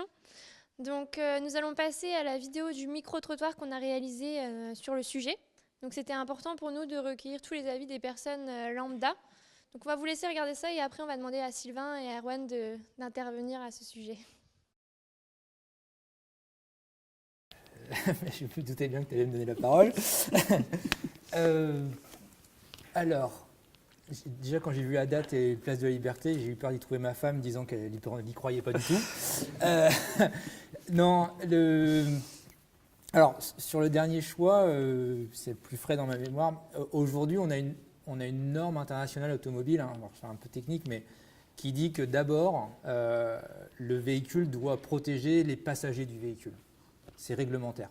Sinon, on ne rentrerait pas dans un véhicule puisque même dans des choix où on devrait tamponner la voiture de devant, s'il y avait le risque de mettre en danger les gens de devant et si le véhicule faisait autre chose, ce serait trop dangereux pour le passager. Aujourd'hui, nos algorithmes, nos systèmes, on est là pour protéger d'abord ceux qui rentrent dans le véhicule. Et je pense que c'est du bon sens. Si on veut que les gens demain fassent confiance aux véhicules autonomes, il faut aussi que le véhicule les protège. Comme disait une personne de bon sens aussi, on développe tous les capteurs normalement nécessaires à percevoir l'environnement. Aujourd'hui, plus rapidement que l'humain. Alors déjà parce que l'humain peut être distrait assez facilement et pas le capteur, mais aussi parce que notre temps de réaction, parce que la capacité la précision des capteurs est quand même relativement puissante. Donc aujourd'hui, on peut espérer qu'une voiture autonome trouvera le moyen d'éviter ces 5 piétons plutôt que de tuer ces 5 piétons. Mais c'est un choix, c'est une question dure et je pense que Erwan l'a bien présenté. C'est une question complexe à résoudre pour les algorithmes, les mathématiciens et codeurs de l'intelligence artificielle. Ouais. Je ne sais pas si tu veux rajouter quelque chose là-dessus. Non, oui, sur cette question-là, il y a des gens dans la Silicon Valley, donc là où tout se décide pour les GAFA, qui en fait militent pour qu'on tue, dans le cadre où on peut ne sauver que certains passagers, on tue ceux qui ont la plus faible espérance de vie. Ça peut paraître froid comme ça, mais en fait, comme ils disent, le système d'intelligence artificielle embarqué, demain avec beaucoup plus d'open data, aura accès à la fois au dossier médical de la personne et pourra estimer son âge, sa corpulence, etc. Donc pour en déduire son espérance de vie. Et donc du coup préconise en fait, il y a des programmateurs, je ne dis pas que c'est mon cas, mais qui préconisent de tuer la personne qui a le moins d'espérance de vie en disant de toute façon, elle a plus de chances de mourir demain que... Donc du coup, c'est un choix à faire. Derrière, ça va être un choix à faire. Et c'est pour ça que j'aimerais pas être programmateur, parce que cette question-là dépendra justement du programmateur qui va programmer l'algorithme. C'est pour ça qu'on a de plus en plus besoin de programmateurs qui ne soient pas que des mathématiciens, mais qui soient aussi quelque part un peu philosophes, pour permettre justement de pouvoir répondre à ces questions-là. Mais après, sur cette question-là éthique, c'est compliqué. C'est compliqué. Mais le but est justement d'investir à fond dans la fiabilité de la machine pour faire en sorte qu'on n'ait jamais de problème de ce cas de figure-là. Tout à fait. Moi, pour revenir sur la vidéo, c'est vrai que c'est assez intéressant de voir que pourtant c'est un sujet quand même de société dans le sens où on en parle dans beaucoup de médias, dans beaucoup d'environnements. Beaucoup de gens, certains n'ont même pas entendu parler de ça. Après, c'est quelque chose aussi de très fantasque pour les gens. Aujourd'hui, je pense que l'industrie automobile, disons classique, essaye de distiller petit à petit des fonctions d'autonomie dans le véhicule pour que la société s'habitue à ces fonctions. Aujourd'hui, au bureau, alors pas moi personnellement, mais au bureau, on a des voitures, des derniers cris de chez Peugeot, par exemple, qu'on équipe, malgré que Peugeot soit très en retard par rapport à la concurrence, mais on équipe d'autres aussi, mais où je suis déjà allé à Paris quasiment sans toucher ni le volant ni les pédales. Ou sur l'autoroute, la voiture régule sa vitesse toute seule, la voiture se maintient dans la voie, et donc on est déjà quand même beaucoup plus relax au bout de 4-5 heures de route et de conduite. Je pense que quand ces fonctions vont se démocratiser, quand des gens auront vécu la possibilité de percuter un piéton et que la voiture aura freiné d'elle-même pour éviter ce piéton, je pense que les gens vont gagner confiance en la technologie et en sa fiabilité. Moi, c'est facile d'en parler, je la développe et je la teste tous les jours moi-même sur la route ou sur des parkings. On a un système de piétons, de mannequins qui sur un skate là qu'on fait traverser. Donc on fait ça sur le parking de Pinfel pour ceux qui voudraient venir nous voir. Mais c'est assez rigolo. Et notre voiture s'arrête. Donc quand on l'a testé et on la teste 200 000 fois. Alors après, c'est qu'un piéton sur un parking, c'est facile. Comme tu disais intelligemment, c'est sûr qu'aujourd'hui, du niveau 5 d'autonomie, il faut des millions, voire des milliards de kilomètres et de validation. Et aujourd'hui, on a du retard. Mais déjà, si on arrive à distiller de la confiance dans les fonctions, dans les capteurs et dans l'intelligence du véhicule aux gens petit à petit avec des nouveaux véhicules qui sortent et un changement de mentalité, on peut envisager quand même un niveau 4-5 d'autonomie plus facilement dans 15-20 ans. Merci. J'espère aussi. Du coup, on va passer à toutes les questions que vous avez à poser du coup à Sylvain et Erwan. Je vais laisser Brian vous passer le micro du coup pour l'enregistrement. Je voulais savoir, au niveau piraterie, s'il y avait un problème, si vous avez pensé à ça, si les pirates décident de prendre le contrôle de toutes les voitures électriques. C'est con, mais il faut y penser. Merci. c'est pas bête du tout comme question, c'est une question qui est au cœur aussi de nos développements. Alors, ce n'est pas mon domaine précisément, c'est des collègues en Allemagne, chez nous, et c'est d'autres sociétés. C'est complexe. Aujourd'hui, on a quand même la chance, pour l'instant, de développer sur des réseaux fermés, boucles fermées, donc plutôt câblés, où finalement, le piratage de ce système est quand même relativement complexe. Mais on connaît des constructeurs et des startups et des sociétés qui visent la reprogrammation par le Wi-Fi ou par la 5G, ce genre de choses, où ça risque le piratage.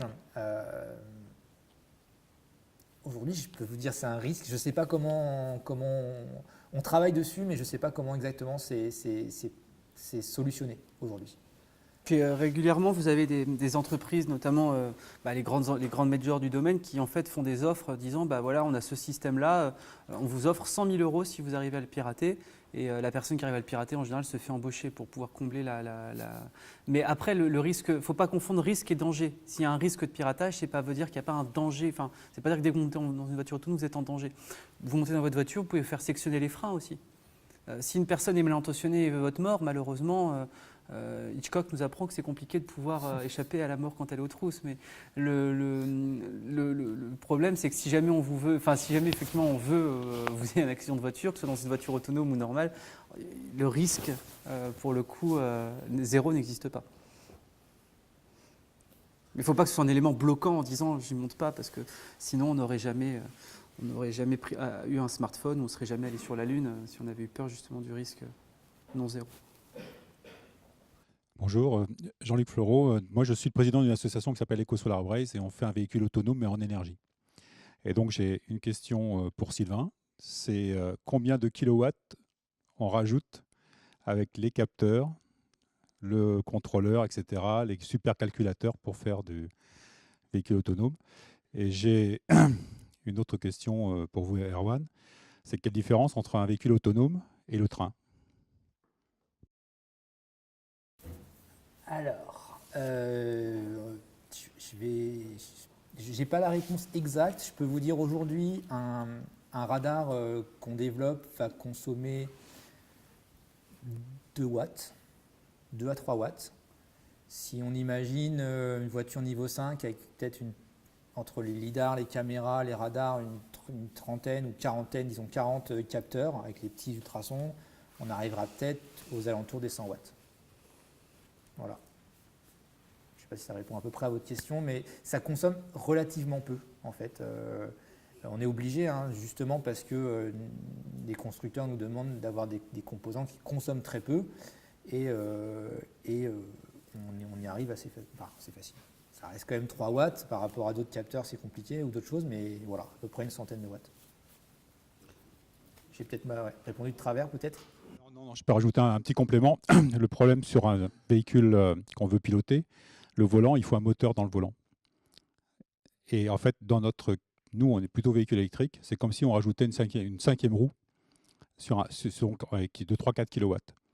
Et sans compter tous les calculateurs, parce qu'il faut quand même des calculateurs qui pédalent un peu quand même pour faire ça, et qui consomment plus que 100 watts. Et donc, aujourd'hui, la question, elle se pose entre un véhicule autonome, effectivement, en conduite, qui est très gourmand en énergie.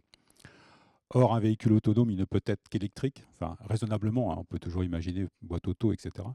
Mais en fait, il va y avoir à un moment donné un problème on va tirer sur l'autonomie du véhicule électrique pour faire de l'autonomie en conduite. Et la différence avec le train, c'est que moi, le véhicule autonome, je peux l'invoquer comme ça. Le train, je suis soumis à des horaires fixes que je n'ai pas la chance de choisir en plus. Et il y a donc du coup, il y a des lignes, il y a des endroits, par exemple, où vous l'avez, moi j'ai la famille qui habite en Ardèche. Pour aller en Ardèche, depuis Paris, c'est plus de 7 heures de trajet parce qu'à chaque fois, j'ai 2 heures d'attente à chaque itinéraire. Je peux pas choisir les horaires de bus, je peux pas choisir les horaires de train, je peux pas choisir aucun horaire. Alors qu'avec mon véhicule circule tout seul. Et dans mon véhicule, je peux faire ce que je veux. Aujourd'hui, quand je suis arrivé dans le train, je voulais enlever mes chaussures et m'allonger, je pouvais pas. parce que ça aurait été mal vu par rapport aux gens à côté de moi, dans le wagon. Là, j'aurais pu faire et tout ce que je voulais dans mon véhicule autonome, si tant est il n'était pas partagé, mais j'aurais pu dormir, j'aurais pu me reposer, j'aurais pu travailler ou quoi que ce soit. Donc, je pense que ça va être la différence fondamentale, c'est le côté changement d'échelle. Alors, je ne pense pas que ce sera disparition du train, mais c'est le côté changement d'échelle, le côté j'ai mon TER personnel dans ma poche, que je peux invoquer avec mon smartphone qui est dans ma poche. Je pense que ça va être aussi une vraie révolution. Je vais peut-être, juste avant, peut-être rajouter aussi une chose. Enfin, on voit des sociétés comme la SNCF, comme d'autres, qui ont toujours essayé de trouver des solutions au dernier kilomètre. Ouais. Aujourd'hui, on prend le train. Déjà, moi, j'habite à l'extérieur de Brest, donc j'ai 20 minutes pour aller à Brest. Il faut que je garde ma voiture quelque part qui me coûte de l'argent. Je fais mon Brest-Paris, mais à Paris, j'ai pas ma Réunion, elle n'est pas à Saint-Lazare, enfin Montparnasse, pardon. Il faut que je bouge à la Défense. Aujourd'hui, la voiture, elle me prendrait chez moi, elle m'amènerait là-bas, elle irait se garer à un endroit où ça coûte pas cher et je la rappelle plus tard. Donc aujourd'hui, ça solutionne tout, les premiers kilomètres, le trajet et le dernier kilomètre. Donc potentiellement, on pourrait prendre juste le train et faire la voiture autonome entre chez moi, le train et la fin. On peut aussi faire tout en voiture autonome. Je pense que Ouais, alors là, est-ce qu'on ne va pas manger le pain des taxis, quoi? Ah si. Ah si. Mais comme c'est un autre débat, mais comme les VTC, à Paris, moi je vois la différence en moins de 10 ans. Les prix ont été quasiment divisés par 50%, chuté de 50%, la qualité s'est améliorée, et comme par hasard, ils prennent tous la carte bleue maintenant. C'est une des vertus de la concurrence, mais là, le problème pour le coup, c'est qu'on a clairement... vous savez qu'il y a 200 ans, à Paris, il y avait 25 000 porteurs d'eau. Ils ont tous disparu quand on a mis le réseau d'eau courante, mais au final, moi, je pense que ça a été une révolution pour tout le monde. Tout dépend comment est-ce qu'on voit le progrès technologique et le rapport à l'emploi. Moi, mon point de vue, c'est véhicule autonome, il est bien pour des circuits courts, etc. Et j'avais une question également pour vous. Est-ce qu'il y a une étude de marché sur l'utilisation des véhicules autonomes, c'est-à-dire pas sur le marché mondial, etc., la production, mais est-ce que, alors en Europe, parce qu'on ne va pas trop s'intéresser à la France, mais et encore, est-ce qu'il y a vraiment eu quelques études sur quel serait le potentiel client d'utilisation, donc pas d'acheteur, d'utilisation de véhicules autonomes qui seraient en autopartage? Est-ce qu'il y a eu quelque chose, une étude ou une étude de marché? En termes de profil, non, moi j'ai pas souvenir, ça me dit rien comme ça, il faudrait regarder, il y a des études pour tout maintenant. Mais en termes de profil, je ne pense pas que ça s'adresse à un profil professionnel particulier. Je pense que ce soit le col bleu, le col blanc, tout le monde sera amené à utiliser ce service-là du moment qu'il est démocratisé, qu'il vient expliquer que le prix est abordable. Je pense que ce sera plutôt une question d'appréciation des distances et où est-ce qu'on habite effectivement par rapport à son lieu de travail. Ce ne sera pas forcément en fonction du revenu ou de l'éducation. Bonsoir. Déjà, merci pour les interventions. Ça fait, moi, je ne connaissais pas énormément le sujet. Et puis au final, on apprend pas mal sur un thème qu'on commence à voir de plus en plus médiatique. Donc merci.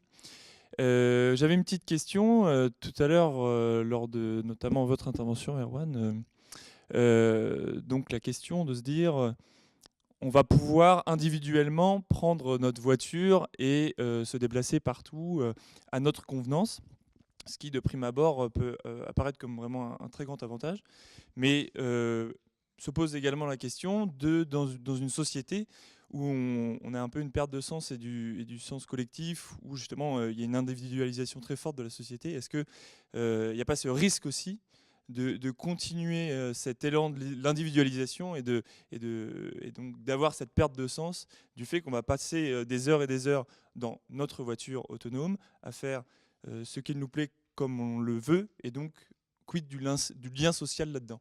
Est-ce qu'il n'y a pas un enjeu et un risque? Si, c'est une belle question, mais c'est ce qui guette sur toute l'utilisation des technologies. C'est pour ça, moi j'ai peut-être eu un discours techno-baba, moi je suis ni techno-baba, ni techno-neuneux, ni technophobe, technophile, technophobe, moi j'essaie d'être techno-réaliste. Le problème c'est que il y a un risque effectivement d'isolement, mais comme il y a un risque d'isolement avec son smartphone, on passe en moyenne, tout âge confondu, on passe en moyenne plus de 3 heures par jour sur son smartphone aujourd'hui. Et 80% des Français consultent leur smartphone dans les 5 premières minutes suivant le réveil. chose qui n'existait pas avant. Donc, effectivement, la technologie change nos habitudes, change nos façons de procéder, change notre rapport à l'autre. Moi, je pense qu'effectivement, il y a un vrai risque d'isolement. J'ai l'habitude de dire dans les conférences que je fais, on me pose souvent la question de vous n'avez pas peur de l'effet Terminator, vous n'avez pas peur justement que la machine nous tue tous. Je fais non, l'effet qu'il faut avoir peur, ce n'est pas l'effet Terminator, c'est l'effet Wall-E. Je ne sais pas si vous avez vu ce dessin animé, ce très beau dessin animé de Pixar qui est sorti dans les années 2000, où en fait, 2000-2010, où en fait on voit à la fin que, donc ça se passe en 2200, on voit des êtres humains en fait, qui sont sur des sièges autonomes, qui sont sur leur écran toute la journée, qui ne se parlent plus entre eux et qui ne sont même plus capables de marcher. Ils ont tout délégué à la technologie, ils ne sont plus capables de faire quoi que ce soit eux-mêmes. Et moi je pense que c'est ça le danger qui nous guette, effectivement, c'est de tout déléguer à la technologie. Et le côté sens et technologie, nous en tout cas, c'est un des rapports sur lesquels on travaille à l'Institut Sapiens pour essayer de lier les deux. Oui, moi je reviens sur la question du statut juridique. Hein. Personnellement, je suis partisan de l'attribution d'un statut juridique à tout ce qui est objet mobile doté d'intelligence artificielle. Bon, je pensais que j'étais isolé, mais non, puisqu'apparemment en Californie, c'est ça. Est-ce qu'ils l'ont étendu à tout objet mobile intelligent artificiel ? Non, c'est uniquement pour le cas du conducteur. Voilà. Alors la deuxième question, c'est à partir du moment où on aura une intelligence artificielle, pour vous, est-ce qu'elle sera sur le véhicule et donc multipliée sur chaque véhicule, ou bien est-ce que les véhicules seront connectés, ils auront les câbles plus standards embarqués, et quand il y aura un cas non standard, ils interrogeront. Parce qu'à ce moment-là, ça veut dire que le véhicule, il est plus autonome individuel, il est collectif et autonome, mais raccroché à quelque chose d'extérieur. Et en cas de responsabilité, là, ça devient vraiment très complexe. Surtout si l'algorithme d'intelligence artificielle apprend au fur et à mesure. C'est-à-dire qu'il est plus programmé par l'intervention de l'humain. Il peut se programmer par lui-même.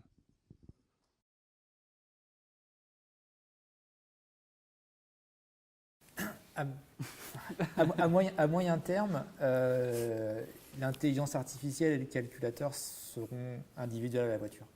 Je ne pense pas l'imaginer autrement puisque les scénarios sont trop complexes et puis on peut imaginer des pertes de connexion, mais les scénarios sont assez complexes ou trop complexes pour que le temps d'envoyer l'information à un calculateur quelque part, que la commande revienne, et c'est une quantité de données gigantesque. L'ensemble des capteurs envoie un flux de données qui est complètement énorme, qui est ingérable par le réseau actuel. Donc il faut que le calculateur soit localisé pour gérer l'ensemble de cette information et prendre la décision en 60 millisecondes. Aujourd'hui, on n'a pas de réseau qui puisse supporter ça. Donc le calculateur, à court terme, sera dans la voiture. À très long terme, la question a du sens. Là, j'ai du mal à envisager. La question a du sens. Je ne sais pas si un constructeur se penchera sur cette possibilité. Mais en tout cas, pour les 30-40 prochaines années, je ne l'imagine pas collectif. Et sans prendre en compte non plus, comme on disait, qu'il y aura quand même de la communication véhicule à véhicule, véhicule infrastructure. Donc il y a des ensembles de données partagées qui font qu'on puisse avoir un comportement collectif, mais une intelligence individuelle à chaque voiture. Moi, j'ai une question pour vous, Erwan. Vous avez dit tout à l'heure qu'au début du XXe siècle, il y avait 20 000 porteurs d'eau. Donc, je pense que vous êtes assez confiant sur la capacité de ceux qui vont perdre leur emploi, les chauffeurs de taxi, les chauffeurs de camions à retrouver un emploi. Mais sachant qu'on a plus ou moins deux types de capacités, les capacités physiques et aussi les capacités cognitives. Les capacités physiques pour les porteurs d'eau. Ensuite, conduire, ça demande des capacités cognitives. Une fois que la machine outille nos capacités cognitives, je me demande comment est-ce qu'on va réussir à retrouver, comment ces gens-là dont leur capacité cognitive aura été utilisée par la machine pourront réussir à trouver un nouvel emploi. C'est la question que tout le monde se pose, hein, et je suis ravi que vous la posiez. Moi, j'ai publié un livre il y a un mois dessus, justement, sur ces questions qui s'appelle « Les robots, mon emploi et moi ». J'essaie de déconstruire un petit peu cette question de manière dépassionnée. Donc, sans rentrer totalement dans le fond du débat, parce que ça nous prendrait 2 heures, mais moi, je ne suis pas d'accord avec vous dans le fait qu'il n'y ait que intelligence manuelle, intelligence cognitive. Il y a aussi une troisième intelligence qui est la jonction des deux. Et en fait, pour l'instant, une machine, il faut savoir une intelligence artificielle, déjà, elle porte mal son nom. Elle n'a pas la même intelligence qu'un humain. C'est un algorithme, en fait, qui est capable de réfléchir sous un arbre de données. Donc, vous voyez un arbre de données, et elle réfléchit uniquement en manière binaire. Et heureusement, un être humain, la plupart du temps, il se qualifie sur la décimale. Donc c'est pour ça qu'en fait on a du mal pour l'instant à se dire qu'une machine pourra remplacer effectivement tous les emplois. Il y a des emplois qui vont disparaître, caissière, manutentionnaire, je ne sais pas si vous avez vu le dernier robot de Boston Dynamics capable de charger des cartons à une cadence plus élevée que celle de l'humain, sauf que lui n'a pas besoin de travailler que 8 heures par jour, il peut en travailler 24 par jour.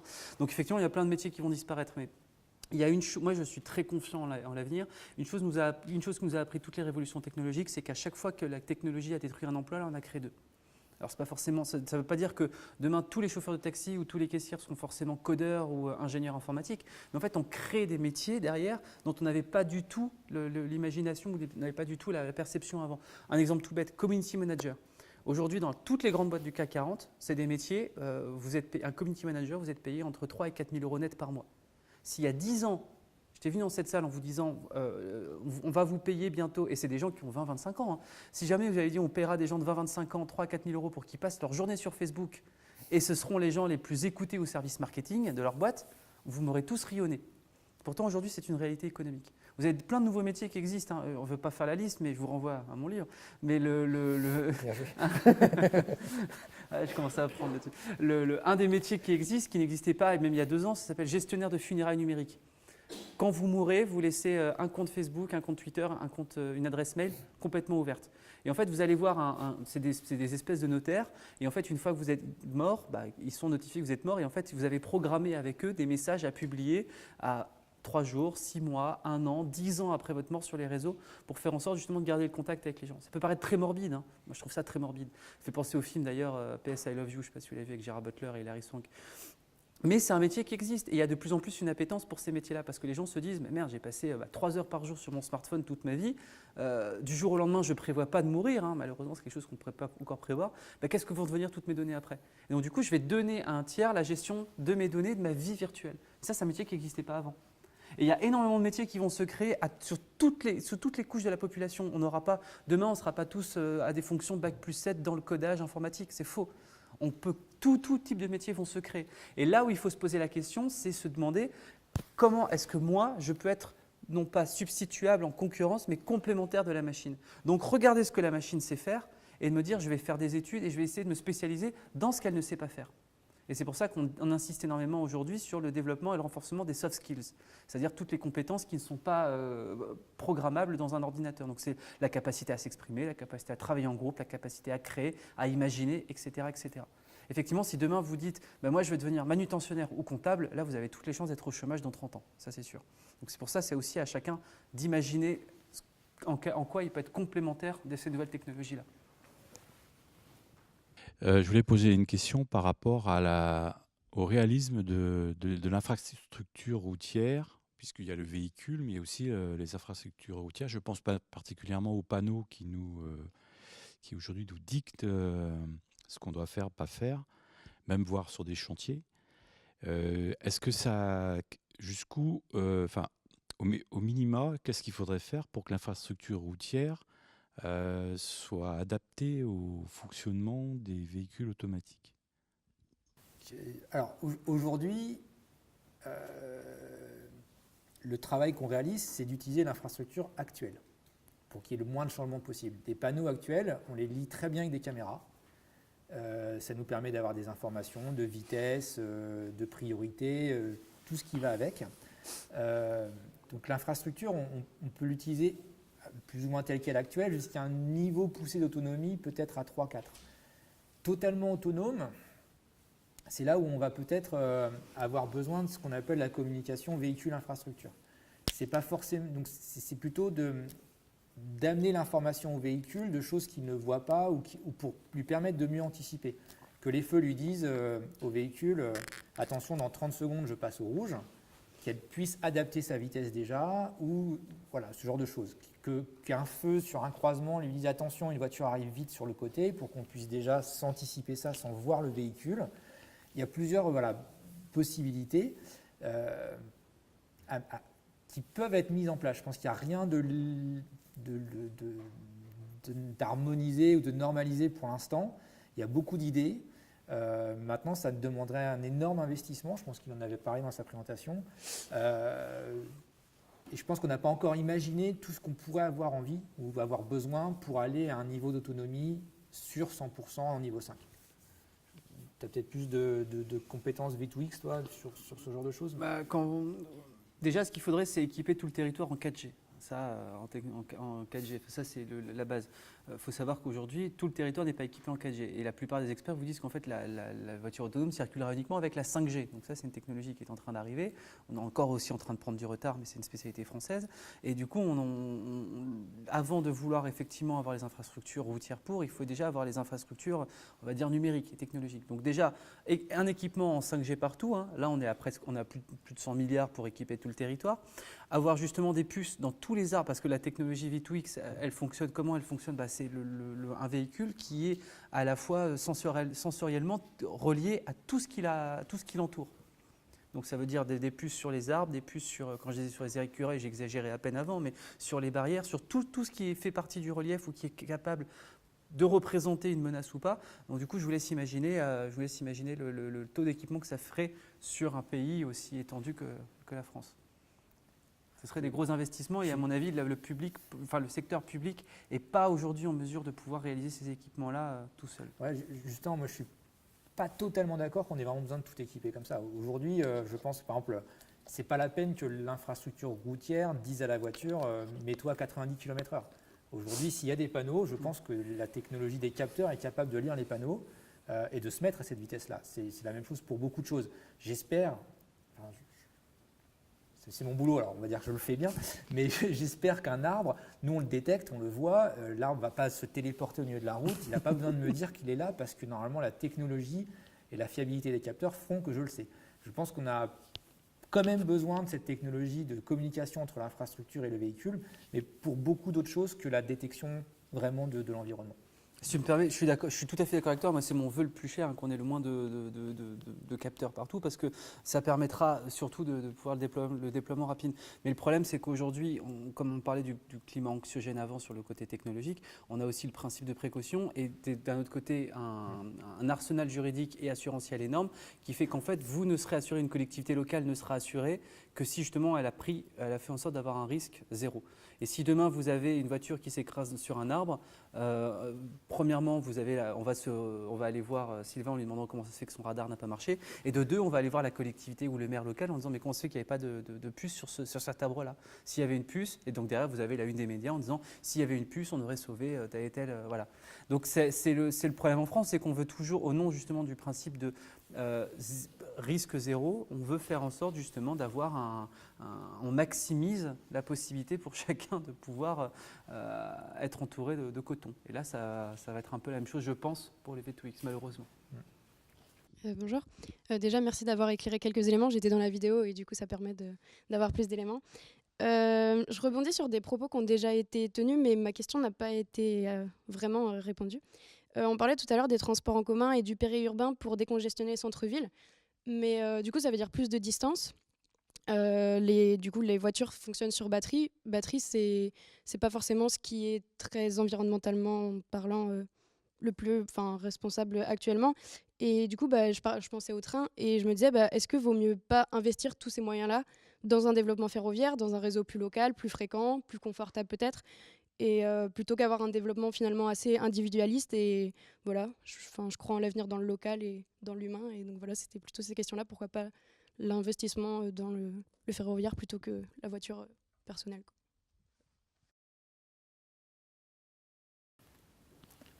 Ouais, moi je m'imagine plus sur Brest et son environnement. Alors, de l'investissement plutôt public, municipal ou de sociétés privées, mais qui amène des minibus, des taxis de 6-7 personnes qui soient autonomes et qui puissent amener les gens. Le ferroviaire, l'infrastructure ferroviaire coûterait des milliards par rapport à juste la voiture autonome. On n'est pas du tout dans la même gamme de prix. Je pense qu'il y a plus de chances d'avoir des navettes autonomes qui nous emmènent, des petites navettes de 5-6 personnes qui vont chercher les gens à Guipava, à Guilher, qui les emmènent dans le centre, qui repartent chercher des gens, qui ramènent des gens à droite à gauche, qui vont... Alors on reparle aussi du dernier kilomètre. On peut imaginer des liaisons ferroviaires, alors je ne sais pas si vous êtes du coin, mais disons aller hop Saint-Renan, Brest, pour les gens qui travaillent à Saint-Renan, qui voudraient venir à Brest, alors qui habitent à Saint-Renan, qui voudraient travailler à Brest. Mais le train, il va arriver, on ne peut pas faire une station de train à toutes les maisons. Donc à un moment donné, il faut faire ces derniers mètres alors à pied. Moi, je suis partisan de marcher à pied, mais aujourd'hui, le réseau de bus de Brest, il n'est pas bon. Il est en étoile, tout le monde arrive à Place de la Liberté et il faut se débrouiller pour repartir. Et quelquefois, on préfère marcher 3 km. Je pense que là, dans ce sens-là, moi, un véhicule autonome qui vient vous chercher, comme il dit, hein, on l'appelle, il est là à l'heure qu'on arrive, on repart avec lui. Ça a plus de sens, à mon avis, que rééquiper une infrastructure ferroviaire point à point qui ramènera de toute façon les mêmes défauts, je pense. Et oui, non, parce qu'on ne pourra pas avoir effectivement, on pourra pas avoir une gare dans tous les villages. Le dernier kilomètre dont parlait Sylvain avant, c'est surtout sur celui-là où va se justifier le plus l'utilité de la voiture autonome. Moi, si par exemple, si vous habitez à Guipava, vous allez boire un verre à Brest, un exemple que je connais un petit peu, vous vous retrouvez en fait à 3h du matin, vous vouloir rentrer chez vous, comment vous faites? Vous avez un véhicule autonome, vous n'avez pas besoin de prendre la voiture, alors que si jamais il y a un train, vous allez avoir, imaginons même un train Brest-Guipava, vous allez devoir attendre celui de 3h55, 3h ou 3h45. Là, vous allez pouvoir l'avoir en temps réel. En fait, vous personnalisez complètement votre expérience trajet. Et après, sur la question énergétique, sur la question environnementale, je suis d'accord, mais ça pose aussi ça vaut aussi pour toutes les voitures. Hein, même toute la production d'électricité, ça demande surtout qu'on arrête de vouloir produire notre électricité uniquement avec du pétrole et avec du gaz. Alors ça, aujourd'hui, la France est quand même, je rappelle, un des champions du monde en termes de faibles émissions de gaz à effet de serre. Mais effectivement, ça va être une question qui doit se poser. Ouais.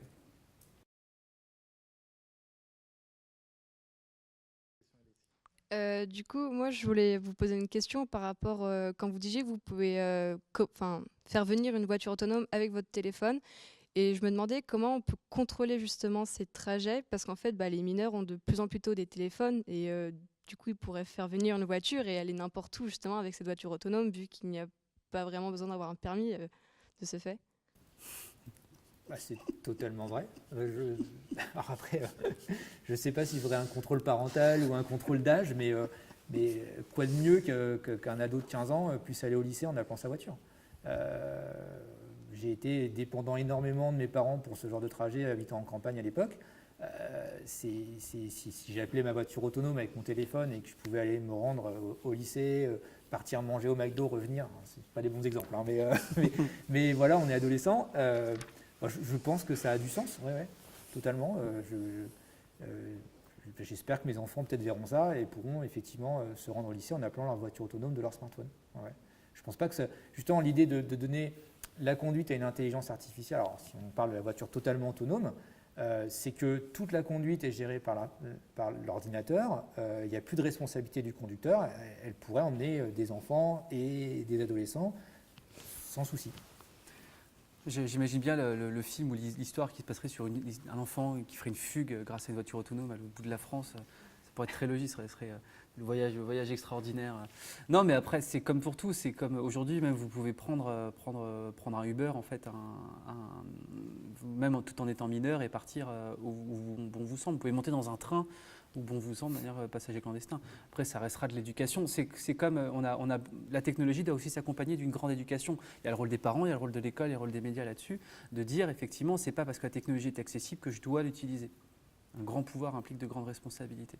Et ça va être un peu cette idée-là. C'est aussi aux parents de dire, c'est pas parce que tu peux appeler la voiture quand tu veux que tu vas pouvoir l'utiliser. Parce que ça a un coût aussi.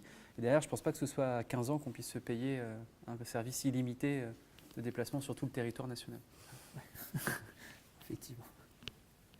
Il y a d'autres véhicules que les voitures. Il y a les autobus, les poids lourds. Est-ce qu'il y a une projection sur ce type d'équipement ? Autant que pour la voiture, même du point de vue, aujourd'hui, par exemple, les camions et les autobus ont depuis 2016 en Europe l'obligation d'avoir un système de freinage automatique. Donc tous les nouveaux camions et bus qui ont été construits à partir de 2016 c'est une réglementation européenne, ils sont obligés d'avoir ces systèmes-là. Que ce soit une caméra, un radar, un lidar, en tout cas ils sont obligés, donc il y a des tests de certification du véhicule, ils sont obligés de freiner dans certaines conditions et automatiquement. Donc Donc c'est les premiers impactés. Aux États-Unis, il y a beaucoup de travaux faits sur ce qu'on appelle le platooning, c'est les convois de poids lourds qui traversent les États-Unis, où ils sont déjà dans l'aspiration l'un de l'autre. Il existe maintenant des systèmes de communication camion à camion dans certaines sociétés, pour que le camion, que ce soit un convoi de camions, et que le dernier, quand le premier ralentit, le dernier le sait et ralentit dans le même millième de seconde. Donc c'est déjà des choses qui existent plus d'ailleurs chez les poids lourds que sur les véhicules.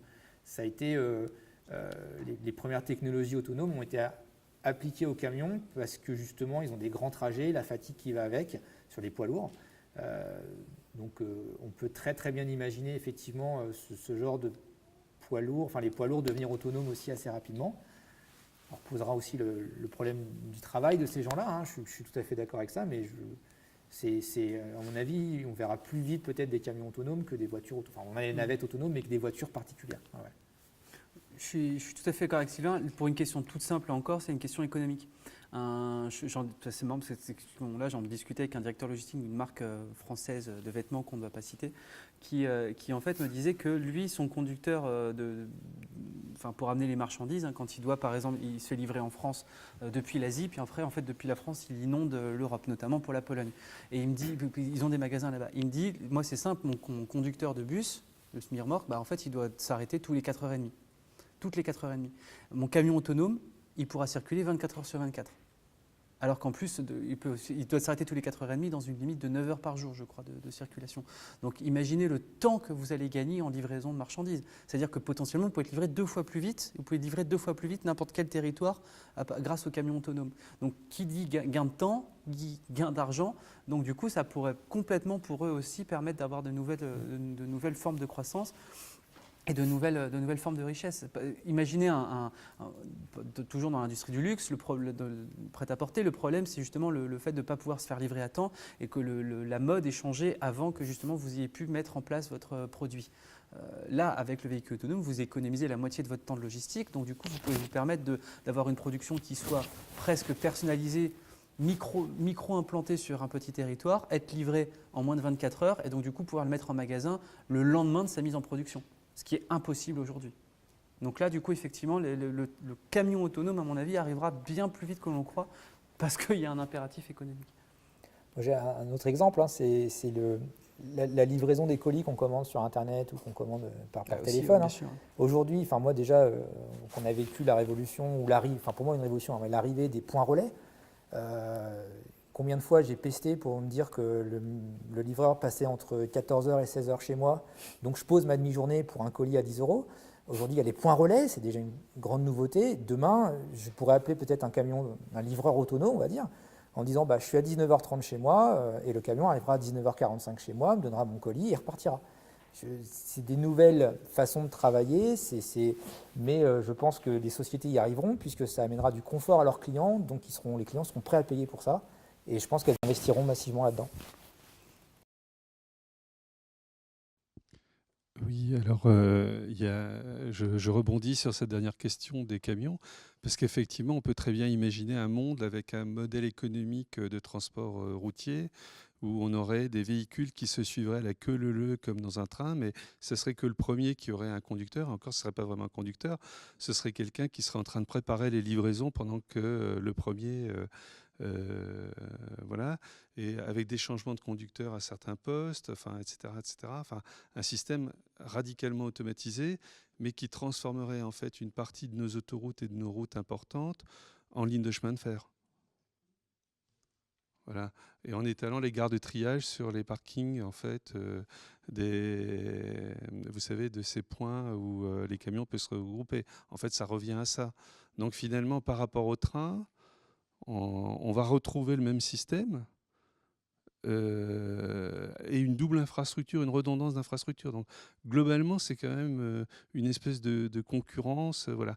Alors la deuxième chose, c'est là, vous travaillez chez ZF, donc je m'adresse plus à vous. Il n'y a pas de travaux sur les trains autonomes parce qu'il y a aussi des trains autonomes comme le VAL pour le transport de passagers, etc. Cette technologie-là, elle pourrait très bien être transposée sur des systèmes multimodaux à différentes échelles de taille. Ça pourrait faire de la desserte comme ça sur du métro, une transition métro-train, etc., voiture, métro-train, etc. Puis alors ce que j'ai trouvé très intéressant dans le débat aussi, c'est l'intervention de jeunes qui voient une société plutôt conviviale. Ça, c'est une remarque plutôt qu'une question. Hein, je vous laisserai... Il y a quand même des gens jeunes qui ne se posent pas la question du dernier kilomètre parce qu'ils le font en trottinette, par exemple. Hein. Donc, ils emmènent la trottinette sur eux dans le tramway ou dans le train. Donc, effectivement, c'est une autre façon de résoudre ça. Et là, à la façon d'Ivan Illich, des années 70, au fond, on peut se poser la question globalement, où est le meilleur compromis économique? Est-ce que c'est le petit outil de véhicule pour faire le dernier kilomètre, pour aller rallier un point de rassemblement où on va pouvoir discuter avec les gens tranquillement, et après ça, on se fiche complètement que le véhicule soit autonome ou pas. Et c'est sympa quand même qu'il y ait un conducteur avec lequel on va pouvoir dialoguer, même s'il ne touche pas le volant. Ouais. Apporter une petite précision. Alors normalement, le véhicule, il est uniquement en autopartage. Ça veut dire qu'au contraire, c'est très convivial. Toutes les pubs aujourd'hui montrent un véhicule autonome, alors plutôt urbain, hein, d'accord. On n'est pas sur des grandes distances, enfin, dans les exemples que moi j'ai eus. Et au contraire, c'est quand on l'appelle avec son smartphone, c'est parce qu'il a pas très loin, il y a quelqu'un d'autre qui l'a appelé, etc. Et on finit par tous discuter ensemble. En fait, on est sur des petits bus, les projets aujourd'hui. Effectivement, alors, les camions longue distance autonomes, bon, moi je pense pas, mais ça c'est un autre débat parce que c'est pas. En fait, autant faire du train. Hein. Autant faire du train. Par contre, effectivement, dans la livraison du colis à la demande, donc aujourd'hui, il y a déjà des projets qui existent, hein, de petits véhicules électriques, alors qui sont aujourd'hui avec un chauffeur. Par contre, le colis est déposé à la demande par ensuite des petits porteurs autonomes. Alors ça, voilà, ça c'est des projets qui sont du côté de Toulouse, hein, ça existe. Et un autre projet qui est à Rennes, qui sur l'infrastructure, c'est Yogoco, qui instrumente les panneaux véhicules, donc qui vend des produits, petits boîtiers véhicules, petits boîtiers pour les panneaux, pas les écureuils encore, mais pour tous les panneaux. Donc ça, c'est déjà par contre des choses qui sont vendues. Il y a plein de projets, mais tous les projets d'autonomie de véhicules sont plutôt de l'autopartage, pas le véhicule personnel. Ça, il n'y a pas de véhicule personnel autonome, enfin aujourd'hui dans les cartons. Par contre, il y a énormément de projets autour de véhicules électriques autonomes dans un milieu urbain et en autopartage, pour justement décongestionner les villes, régler le problème de la pollution. Aujourd'hui, c'est une personne par véhicule en moyenne. Une ville comme Brest ou Rennes, on est à moins de 30 km journaliers par personne et à 13 km/h de moyenne.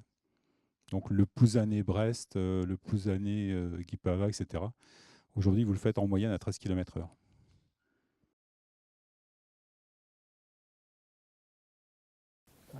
Juste quelques petites précisions, je voulais rajouter, enfin, aussi rebondir un petit peu sur des choses que vous avez dites. Alors, effectivement, je pense qu'on parle plus d'autopartage actuellement, puisque aujourd'hui, un véhicule autonome va coûter excessivement très cher. Ce ne sera pas à la portée de toutes les bourses. D'ailleurs, les sociétés qui l'envisagent vraiment sont Uber pour faire des robotaxis. Mais on peut aussi envisager dans 25 ans avoir des gens qui ont les moyens, la possibilité d'acheter des véhicules autonomes pour partir en vacances ou rouler. Parce qu'aujourd'hui, moi je regarde en 10 ans, en 12 ans chez nous, les capteurs, on a divisé par 12 ou 13 le prix d'un capteur. Donc ça veut dire que dans 12 ans, on peut peut-être espérer encore l'avoir divisé par 10 et avoir une technologie qui devient de plus en plus abordable. Maintenant, comme c'était indiqué, si on utilise son véhicule personnel que 3 ou 4% du temps, à partir du moment où il est autonome, autant le faire rouler pour les autres et ça a de moins en moins de sens de faire un véhicule que pour soi et qui reste garé. Donc l'autopartage a vraiment beaucoup de sens dans la voiture autonome. Tout à fait. L'autre point, alors, 2-3 trucs. Le train autonome, c'est en développement. Alstom a prévu un TGV autonome en 2025. Travaille avec des capteurs du milieu automobile et ZF travaille dans le milieu du train aussi. Donc c'est une réalité qui arrivera aussi au niveau ferroviaire. Maintenant, s'il y a beaucoup de camions sur la route, c'est aussi parce qu'on a, à mon avis, le train n'a pas réussi à prendre tout le fret. Aujourd'hui, les poids lourds soit coûtent moins cher, soit c'est plus évident encore une fois, pour les derniers kilomètres, de faire finalement 1500 km en camion plutôt que de faire 50 km en camion, 1400 en train et 50 km en camion. Donc je ne suis pas sûr que le camion autonome ne sera pas là. Je pense qu'aujourd'hui, alors comme aux États-Unis on a ça, les convois de camions quasiment autonomes sont déjà quasiment une réalité et je pense que ça va continuer à évoluer dans ce sens, puisque le train déjà n'a jamais réussi vraiment à prendre la place totalement du fret véhicule. Juste deux choses. Effectivement, le véhicule sera partagé. On ne possédera pas chacun, ça va être son véhicule autonome. Enfin, certains en auront, mais pas tous. Il n'y a pas beaucoup d'intérêt. Mais par contre, je pense qu'il y aura aussi des modèles unitaires. Vous pourrez circuler ou partir seul parce que vous aurez un besoin de vous isoler pour téléphoner, pour dormir, partir avec votre maîtresse. Ça fera partie du voyage. Que sais-je, hein? T'es plus seul. T'es plus seul du coup, mais ça reste quelque chose prévu pour une ou deux personnes. Mais on sera, je pense, sur des petits modèles. Il y aura pas que des modèles à 8-10 personnes. D'ailleurs, on voit bien que les constructeurs s'évertuent en tout cas à présenter des gammes assez différentes, hein, allant de 1 à 9. Ils essaient de ne pas justement être monogames là-dessus. Et c'est en tout cas leur volonté de montrer que le marché est vraiment pluriel. Sur les trains autonomes, moi, je pense qu'effectivement, s'il y a eu les véhicules, s'il y a eu les camions, c'est que les trains n'ont pas réussi. Il faut savoir que le train, ça demande énormément des centaines de milliards d'investissements initiaux pour couvrir, par exemple, si on voulait couvrir toute l'Europe, parce qu'en fait, il faut planter les rails. Et le problème, c'est que, vous avez un problème infrastructurel qui n'est pas le même qu'une infrastructure qu'on peut avoir sur une route. Une route, il faut couler une dalle de béton. Un rail, c'est beaucoup plus compliqué à mettre. C'est pour ça que 100% du territoire français n'est pas ferré. Sinon, ce serait le cas. Pour revenir au covoiturage sur les voitures autonomes, imaginez dans la voiture une femme, un homme malhonnête. Ouais. La sécurité, qu'est-ce qu'on fait? Non, mais de toute façon, après, il y aura... Vous savez, maintenant, j'ai envie de dire, à mon avis, on interdira tout simplement à la personne qui a un profil particulier de l'accès à la voiture. Parce qu'aujourd'hui, il ne faut pas oublier que la voiture autonome se commandera avec ça. On l'a vu avant, le leader mondial sera Google. Grossièrement, en Europe, les premières voitures dans lesquelles on roulera sera Google. Les premiers services d'autopartage, ce seront des Waymo. Aujourd'hui, Google, vous savez, connaît plus de choses sur vous que vos parents ou votre conjoint. À mon avis, si vous avez des tendances déviantes ou si vous avez un passif là-dessus, on aura un système de notes tout simplement. Et à mon avis, comme aujourd'hui dans un Uber, aujourd'hui vous savez qu'un chauffeur qui a moins de 3 ou 4 sur 5 a interdiction pendant son permis est suspendu. Quand un passager a moins de 3, il n'a plus le droit de circuler en Uber. Donc là, je pense qu'en fait, on n'interdira pas les gens à circuler, mais on mettra les 1 étoile avec les 1 étoile, les 2 étoiles avec les 2 étoiles, les 3 étoiles avec 3 étoiles et les 5 étoiles avec les 5 étoiles. Et ça permettra ça demandera justement aux gens de noter. Mais après, c'est notre question, c'est juste une notation. C'est comme dans l'épisode de Black Mirror et vous avez un service pourri pour les 1 étoile et un service premium pour les 5 étoiles. Mais ce risque-là, après, à mon avis, dans la voiture, vous aurez. Il ne faut pas oublier qu'il y aura des capteurs intérieurs aussi. Un des autres aspects de la voiture autonome, du fait qu'elle est chère, c'est qu'il faudra trouver des sponsors pour la financer. Et elle sera financée par qui? Elle sera financée par énormément de marques qui feront en sorte d'avoir des capteurs dedans pour savoir de quoi vous parlez, avec qui vous parlez, sur quelle intonation vous parlez. On va vous passer un film publicitaire, voir la façon dont réagit votre pupille à tel et tel film pour savoir si ça vous a plu et tout. Donc du moment où vous commencez à sauter sur votre partenaire, à mon avis, là, déjà, toutes les boîtes du CAC 40 seront au courant avant que ça arrive. Et puis surtout, il y aura des systèmes de défense qui se mettront en place, c'est certain. Du coup, on va mettre fin à cette conférence. On remercie nos deux intervenants de s'être déplacés et d'avoir pris de leur temps pour nous présenter le sujet. On remercie à tous ceux qui sont déplacés aussi d'être venus. On espère que ça vous aura plu. Et on vous invite à aller au cocktail maintenant qui est juste à l'extérieur.